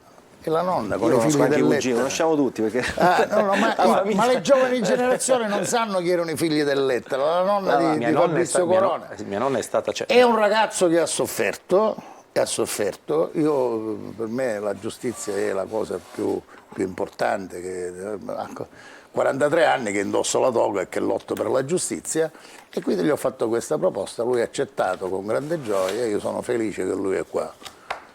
A sposare questo progetto. Pipitone, allora, a disposizione Corona, l'avvocato Libera. Il Fatto Quotidiano. Il Fatto Quotidiano.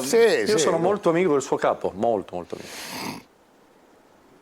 Allora, Pipitone, ci sei o no? Non lo sento. Sì, no, ovviamente ci ha incuriosito tutti questa candidatura di Fabrizio Corona a Catania. Fate il Giro d'Italia, devo dire, questa notizia. Fatto il Giro d'Italia, anche perché no, era la Milano del Sud, lui viene dalla Milano, diciamo, quella vera del Nord. È vero, siamo sempre stati la Milano del Sud, poi però ci siamo fermati. E un giorno diranno che Milano è la Catania del Nord. Sono qui per servire la mia Catania, questo è il titolo di questa parte della trasmissione. Fabrizio Corona. Tra l'altro negli ultimi tempi Corona proprio pochi giorni fa ha fatto notizia, no, per la questione della chiusura dell'arena nell'arena di Giletti, no? Abbiamo letto delle sue interviste, secondo me anche molto interessanti. Io ho un paio di domande su questa storia, non so. No, ma dobbiamo parlare di parliamo Catania. di Io sono tutto, venuto per parlare di Catania, già ne hai fatto parlare tu a Corona della cosa. Gliela fa una domanda. Ma non me ne frega niente dell'Arena, dobbiamo parlare di Catania. No, stiamo parlando di Scusa, prima di me c'è stato Trentino e Lombardo, avete parlato di Catania, ora parliamo di non nell'Arena, io mi alzo e me ne vado. Va bene, allora. Ma a parlare di Catania, io devo dire perché sono qua e Fabrizio dirà perché è qua. Ma non nell'Arena, scusa. Hai un po' un'arma a doppio taglio. Ma non è il non si luogo di arrabbiare. parlare di non nell'Arena, Cioè, ma chi se ne frega di non nell'Arena. Adesso due caratteri incredibili, siete tutti e due. Come andate? Siamo molto simili, ma io non arriverò alla sua età, però quando arriverò a una certa età vicino alla sua, lui è molto vecchio, non ci arriverò a quell'età lì, ma Molto sarò vecchio. come lui. Ma sai se Sarò ci come arrivo lui. io. Allora, Parliamo di Catania. rispondiamo a Pipitone. Ma Possiamo posso lanciare un appello? Parliamo A di Pipitone, Catania. no. Pipitone, ma fai una domanda e poi parliamo di Fa una Catania. domanda. Allora, Però rispondi, guarda, però, rispondiamo il nome non me lo ricordo. Giuseppe Pipitone. Pipitone, legando la risposta a Catania. Fammi la domanda. Perfetto. Negando la risposta a Catania, no, ma Sì, io potevo anche perché, fare una domanda perché la storia è molto simile. Alziamo un po' il volume di Pipitone, La perché non sentiamo. la storia è molto simile perché Andiamo per la anche chiusura la di Noella Arena è un po' come la gestione di Catania. Ci sono delle cose che non No. vanno assolutamente bene e la chiusura di Noella Arena è molto sottovalutata anche dalla politica nazionale.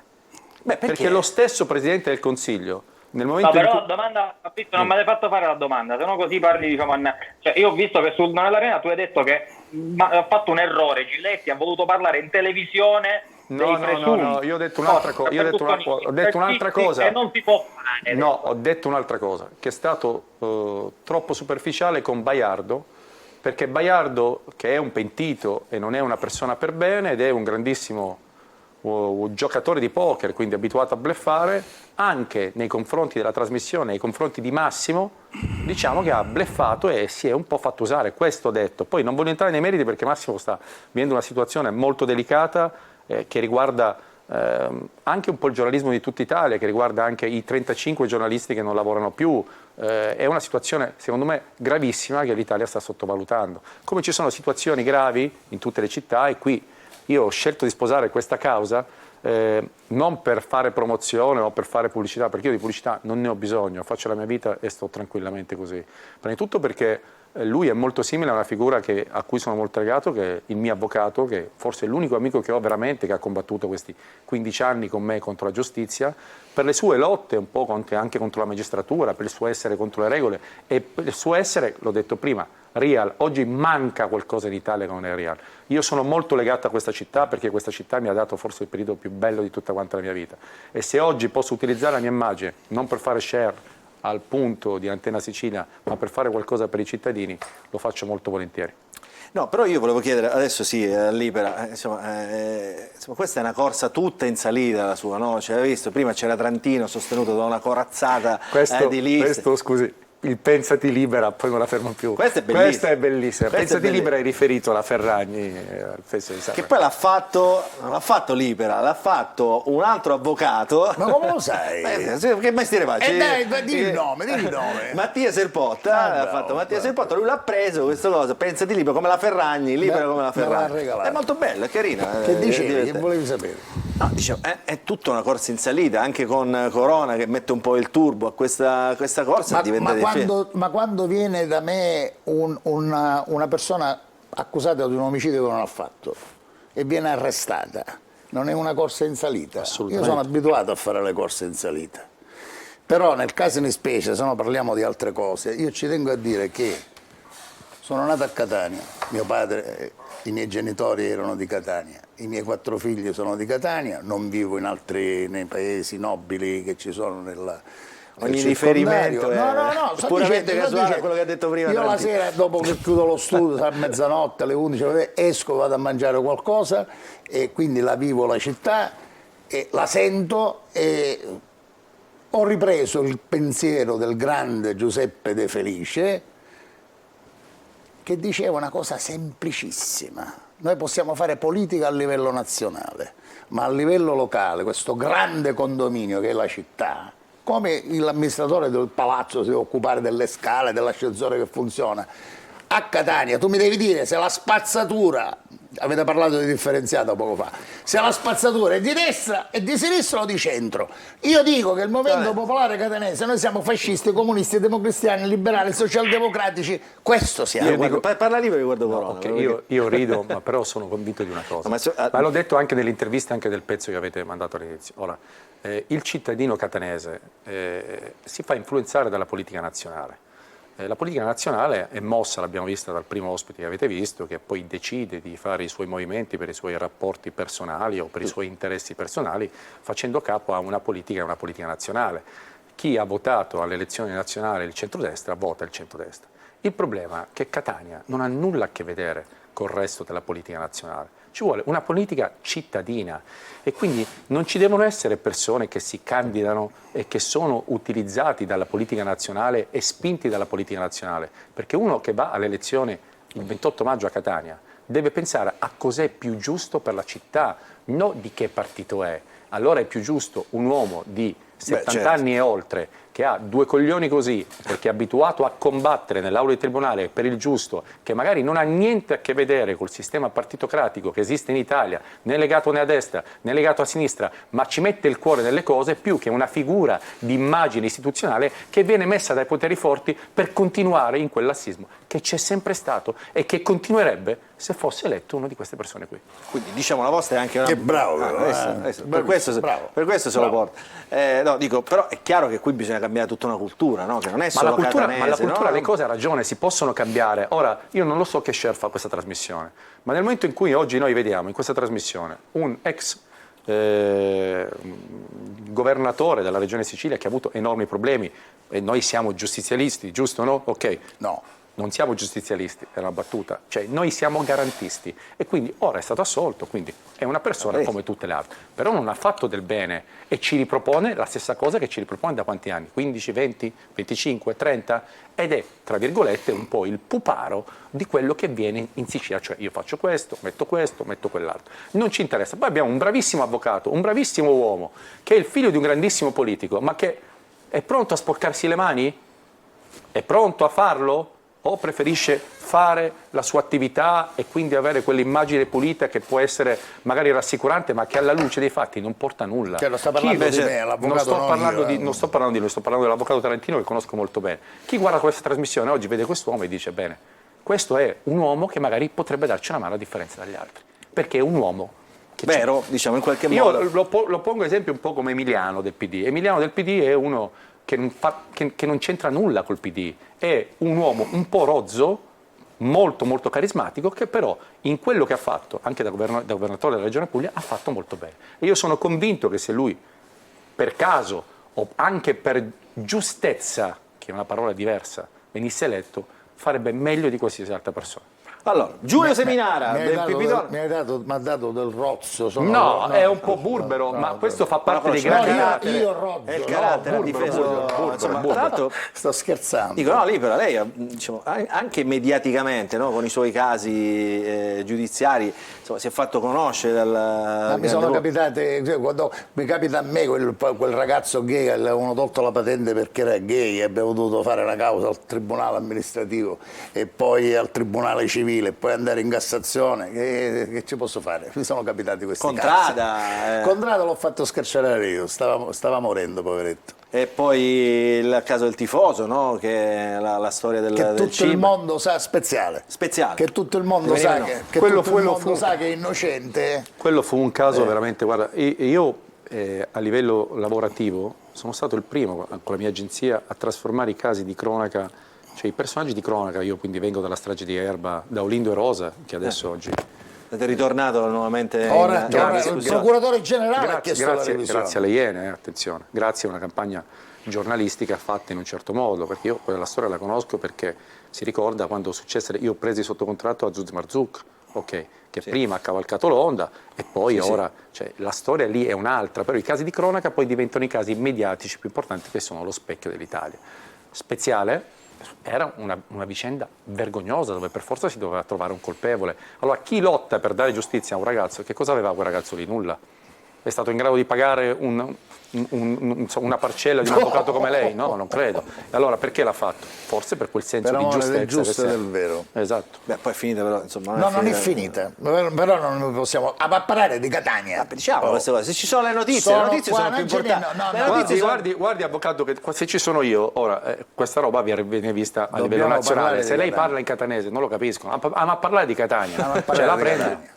E poi le notizie, insomma, sono importanti, più della propaganda. Poi tra l'altro Corona, che è uno che conosce come si fa questo mestiere, insomma, che fiuta, sa che ha dato risposte precise e puntuali, che non sta facendo propaganda no, dico fiuta, quindi la notizia, secondo me, se c'è qualcosa da dire anche sul caso di Speziale, lo dica, insomma, lo dica in televisione. Lo dica. Ribadisco che è innocente. Magari come nel caso di Erba ci sarà una revisione del processo, lo dico io. Dico solo una frase: la verità è figlia del tempo.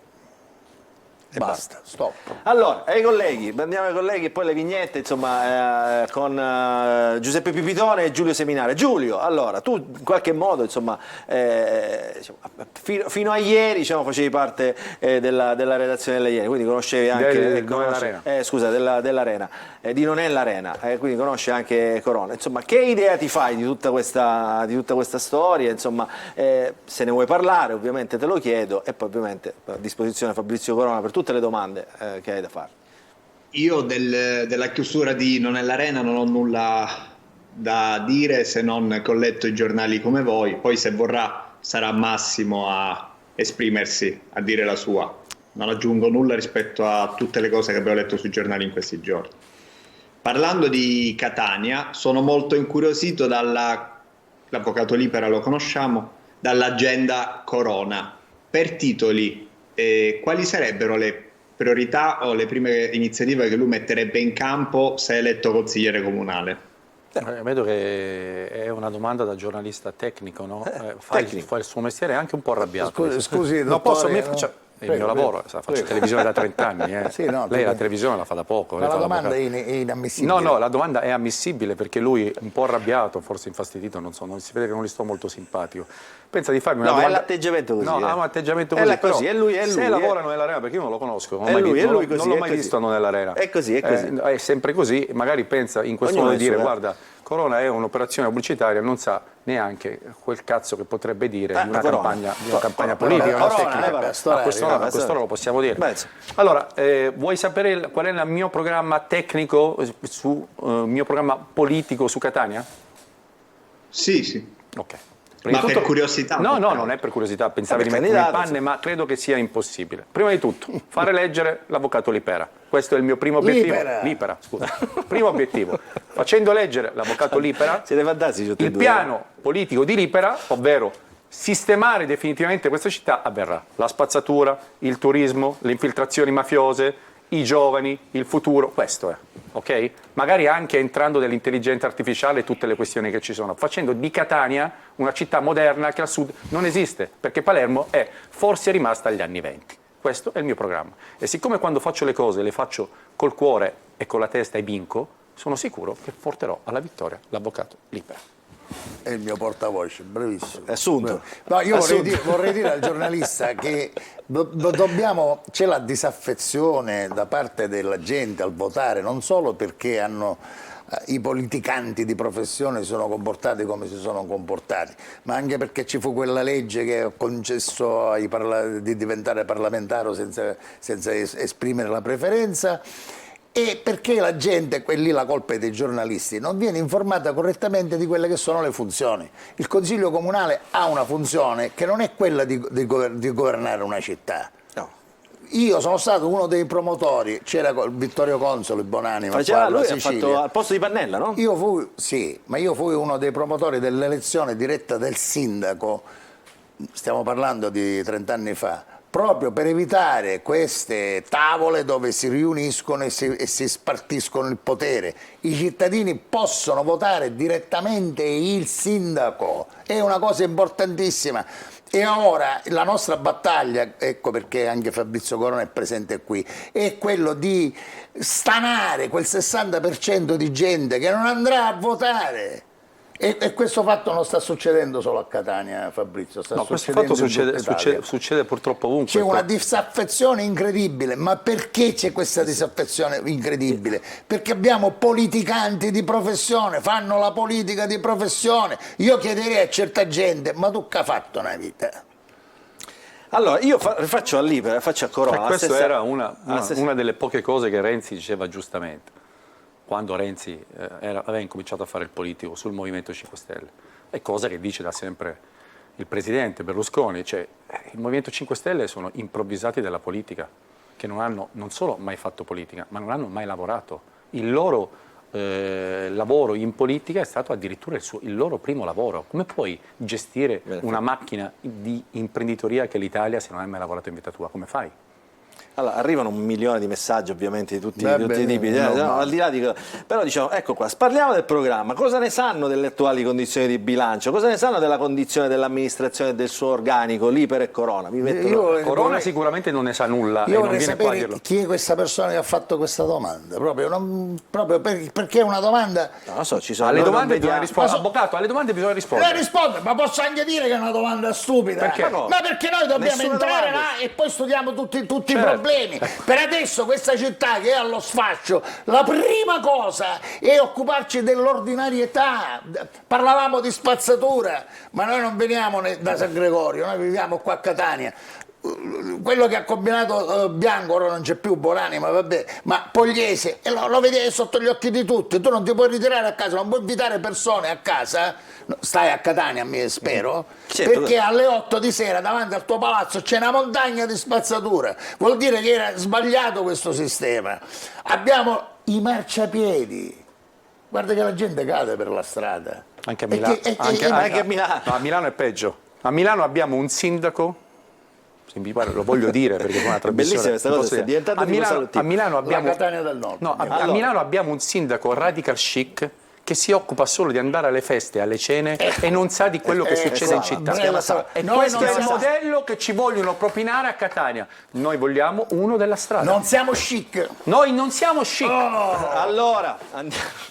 Noi ci andiamo a mangiare il panino con la carne di cavallo, con la tuma, non andiamo non siamo chic, noi siamo per la strada. Allora, nel frattempo sorrido perché arrivano anche un sacco di messaggi di amici di Fabrizio Corona. Ti ricordi la Magnolia? Ti ricordi? Ma tu pensa che io con Valeria, tu pensa che io con Valeria Sudano ci sono cresciuto, eravamo amici quando eravamo piccoli, siamo cresciuti proprio insieme.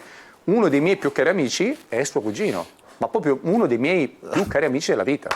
Quindi vedi, si uniscono. Allora, Pipitone, chiudiamo. Possiamo fare adesso 2 domande a Corona, di quelle che ci danno poi, ci fanno fare i titoli. Ci fanno fare i titoli sul giornale. Faccio un appello ai cittadini. E tanto poi no, c'era. Allora, Pipitone, torniamo su Corona. Va, vediamo se abbiamo parlato di Catania, adesso possiamo rispondere a Pipitone. Io gli fanno domande su cosa e tu parli di Catania. Dai. Una domanda a testa, una per Corona. Sicuramente saprà che nel scopo di Messina Denaro a Campobello c'era, tra i tanti libri c'era anche il suo, non c'era quasi nessun libro di mafia. È finito, no, c'erano libri anche importanti. E tra i vari libri importanti, il Corriere della Sera ne ha pubblicati 20. Tra questi 20 c'era anche il libro, tra parentesi, il libro più brutto che ho scritto in tutta la mia vita. Era un libro veramente, veramente leggero, ma questo perché? Perché io che ho ascoltato quei 3 anni di messaggistica WhatsApp, ascoltando la sua voce e quello che pensava, lui oltre a prepararsi culturalmente su ciò che avveniva, era un narcisista compulsivo esattamente quasi come me, forse un pochettino di più, e voleva capire come erano i rapporti con le donne e come si gestivano i rapporti con le donne e col potere. Quindi nel momento in cui uno come lui compra il libro di Fabrizio Corona è perché rimane attuale e vuole arrivare a qualcosa di più, che però qualcosa di più leggero legato alla seduzione, perché lui è sempre stato un grande seduttore. Quel libro lì, passatemi la parola, è tardi, lo diciamo, parla di grandi scopate, molto, anche se è un libro Mondadori, parla anche di... è un libro per i ragazzi, ma soprattutto che racconta un immaginario come se fosse un film di seduzione, sia sul lavoro che sulla politica, che sul denaro, che sulle donne, che poi erano le sue principali ossessioni, il denaro e le donne. Allora, non so se c'è ancora Mario Baresi. Vai Pipitone, poi andiamo a chiudere. Si è parlato di queste chat, eccetera, eccetera. Ma Corona, ma hai altro materiale su questa vicenda. Hai detto una domanda a testa. Falla rispondere, Non vorrei rispondere prima che poi la DIA, dopo avermi processato nel 2016, mi venga a chiamare di nuovo. Mi avvalgo della facoltà di non C'è rispondere. l'avvocato qua, vuoi rispondere? Allora faccio una domanda all'avvocato Libera. Grazie. Possiamo andare un po' il volume di Pipitone che non lo sentiamo? In realtà l'avvocato Libera è un personaggio che conosciamo tutti, sia per i casi importanti, personaggi che ha difeso, ma io mi stavo chiedendo, Libera, lei 30 anni fa parlava di cose di 30 anni fa al comune di Catania, lei è anche fatto parte di Sicilia Libera. Allora, io sono stato consigliere comunale dal 1988 al 1992 perché grazie a Tortora Bonanima e a Pannella Bonanima mi ritrovai in questa lista civica Laica e Verde con Modugno e tanti altri, poi con la sindacatura Ziccone perché il mio voto fu determinante per fare cadere Enzo Bianco, con la sindacatura di Ziccone io fui assessore allo spettacolo e al personale. 380 vigili urbani a Catania li ho assunti io all'epoca. Detto questo, che mi stava dicendo? Se faceva parte della Sicilia Libera. Sicilia Libera, sì. Lista Sicilia Libera. Sì. Quale lista? Non era un movimento. Io partecipai a un convegno, poi una volta... No, è un'accusa, visto che ha criticato il comune, comunque lei ha fatto parte del comune di Catania. Certo. Però 30 anni fa. Poi 33 ha anni, fatto scardinare il portavoce. Allora, è tornato Barresi, non ho capito, prima Barresi, inquadrato non c'era la poltrona. Barresi una vignetta. No, Barresi non la fatta lì. Barresi va il giornalista. Purtroppo. Barresi va il giornalista. Vai Mario, e poi chiudiamo. L'ultima domanda. Una sollecitazione a Peppino Libera e poi, se me lo consente l'avvocato, anche una cosa a Corona. Se lo consente l'avvocato è bellissimo. Mario. Ma non è il mio avvocato. Se ci riflettiamo un attimo, gli ultimi anni della storia di Catania sono stati fortemente condizionati dalla giustizia. Bianco, Pogliese, Lombardo, altri processi importanti, altre operazioni importanti, altri arresti, altre cose che poi si sono rivelate dei flop. Siccome so che è un tema che lui ha molto a cuore, teme che in questa campagna elettorale ci sarà un'entrata a gamba tesa della giustizia? Speriamo di no. Io non temo proprio nulla nella maniera più assoluta. Per rispondere compiutamente alla tua domanda avrei bisogno di un paio d'ore per raccontare tantissime cose. Noi parliamo di Catania, dico che il problema della spazzatura non è di destra né di sinistra, ma lo è anche la giustizia. E così come non mi piace il sistema di reclutamento dei parlamentari nazionali in Italia, io ho sempre detto, ho dichiarato pubblicamente che non mi piace il sistema di reclutamento dei magistrati in Italia. In Inghilterra per diventare magistrato bisogna avere almeno 40 anni. Che cosa significa? Io il mio avvocato che è circa 10 anni. Sì. Scusa, ho terminato. Perché si riconosce che il magistrato deve essere innanzitutto un esperto di umanità e non un esperto di leggi. Quindi poi Luca, non temo nulla. No, guarda, Mario, non temo assolutamente nulla. Possono fare quello che vogliono. Io non parlavo di giustizia, cioè di intervento diretto, diciamo nella campagna elettorale in generale. E che ne so, io l'altra volta quando ci sono state le regionali, 3 giorni prima delle elezioni, fu arrestata una candidata, non mi ricordo se era di Fratelli d'Italia, eccetera, sì. E poi dopo un paio di giorni, dopo le elezioni, lo stesso giudice che ne aveva chiesto l'arresto ne ha chiesto l'archiviazione. Anche la campagna elettorale di Palermo è stata caratterizzata. Ma una curiosità personale, familiare, anzi Luca, se me la permetti. Vai, per chi? Visto che l'avvocato ha 2 figli, non dico ne ha 4, ma ne ha due impegnati in politica, uno nella nuova DC e uno nella Lega, gli volevo chiedere se in questa avventura per le amministrative diciamo staccheranno un attimo la spina dal loro impegno rispettivo con altri partiti e lo sosterranno, oppure c'è una guerra in famiglia? Ma assolutamente guerra in famiglia non c'è per questa cosa, ma questa domanda non la devi fare a me. La devi fare ai figli.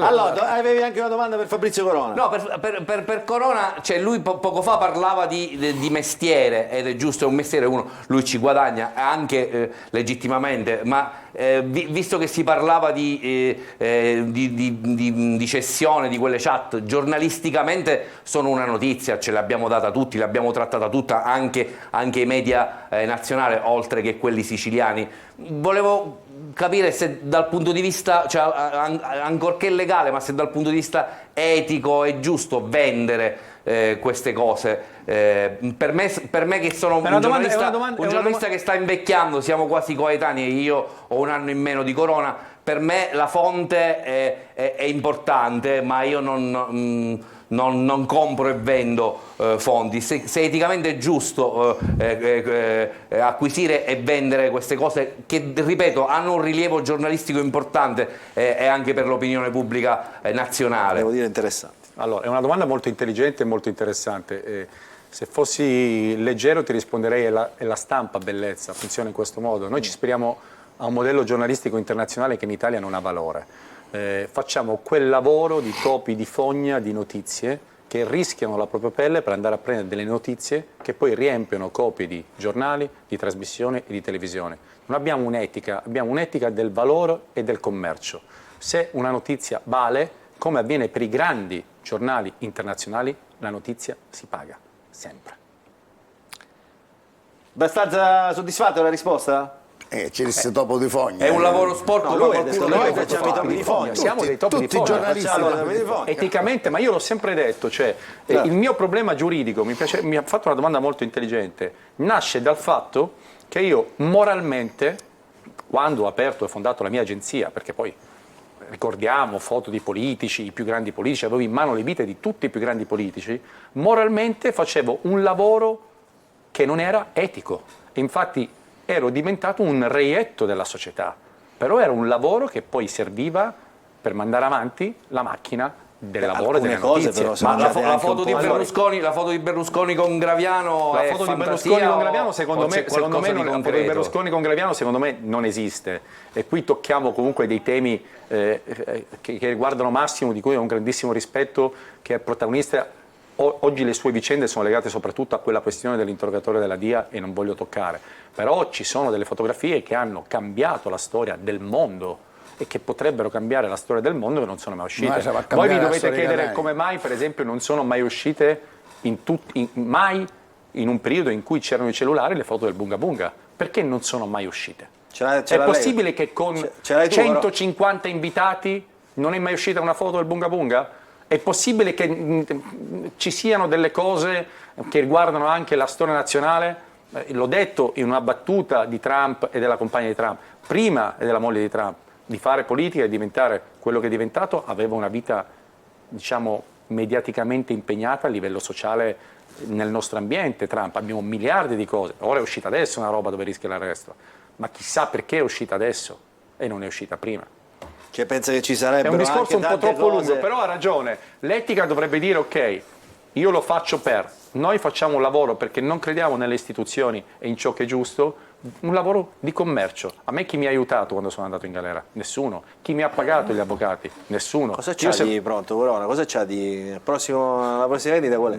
La prossima vendita me ne vado in America tra 3-4 mesi.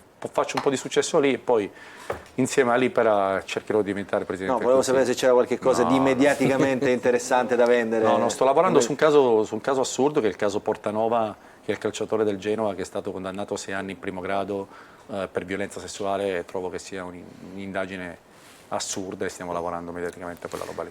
Beh, ci siamo andati lunghissimi, però insomma ci siamo divertiti. No, però quello che voglio dire è che oggi la mediaticità è importante, l'abbiamo visto, è importante, cioè nel momento in cui lui sceglie Corona come portavoce, l'abbiamo detto prima, il caso di Erba ha avuto una riapertura grazie a una mediaticità televisiva che è stata quella delle Iene, che hanno aperto gli occhi dei magistrati dopo 15 anni. Allora, chiudiamo sorridendo, mentre Totò Calì prepara le ultime vignette, io leggo anche qualche messaggio, ovviamente tanti amici che salutano Fabrizio. Ho avuto un sacco di fidanzate qua.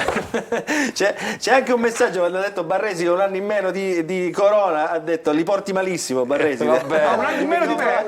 No, sì? Non lo so.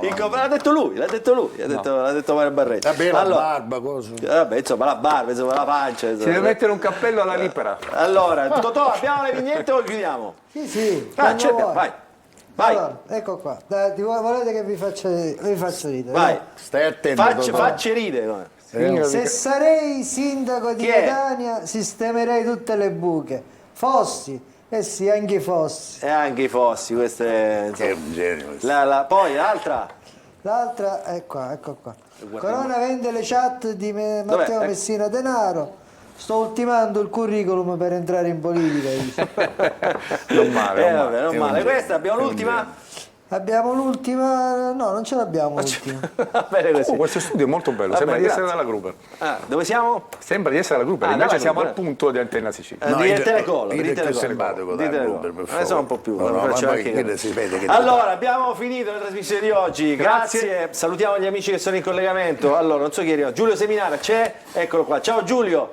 In bocca al lupo, troverai certamente subito un'altra occupazione in quello che sai fare meglio, il giornalista. Poi saluto anche Giuseppe Pipitone. Giuseppe, tutto bene? Soddisfatto delle domande?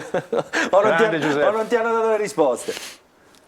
Ah no, meno male che non voto a Catania, che vedo. Meno male che non voti a Catania, insomma, è meno male. Mi avrebbe votato. Avrebbe votato Libera, chi lo sa, non si sa, il voto è segreto, come si diceva una volta. Poi saluto Mario Barresi della Sicilia, grazie Mario per essere stato con noi. Grazie a voi, grazie a voi. Ciao Totò, le vignette le vedremo. Io chiedo di essere invitato senza Corona perché mi ha completamente oscurato. Vieni a fare il confronto con gli altri candidati. Sì, come no? Alla fine della campagna elettorale. Alla fine. Da solo, senza Corona. No, con me. No, da confronto solo. voglio a Corona che è la mia guardata del Viene di spalle, falle fuori. Va bene, allora grazie Fabrizio Corona. Grazie, è sempre un piacere, grazie. Sempre un piacere, ma tra l'altro oggi bestiale, quello non andava, Lombardo non andava in televisione da 12 anni, nello studio televisivo, Corona da 2 anni, insomma abbiamo fatto una bella trasmissione. Grazie a tutti per essere stati con noi, appuntamento alla prossima settimana, sempre qui su Telecolor, Il Punto. Ciao a tutti, buonanotte. Ciao.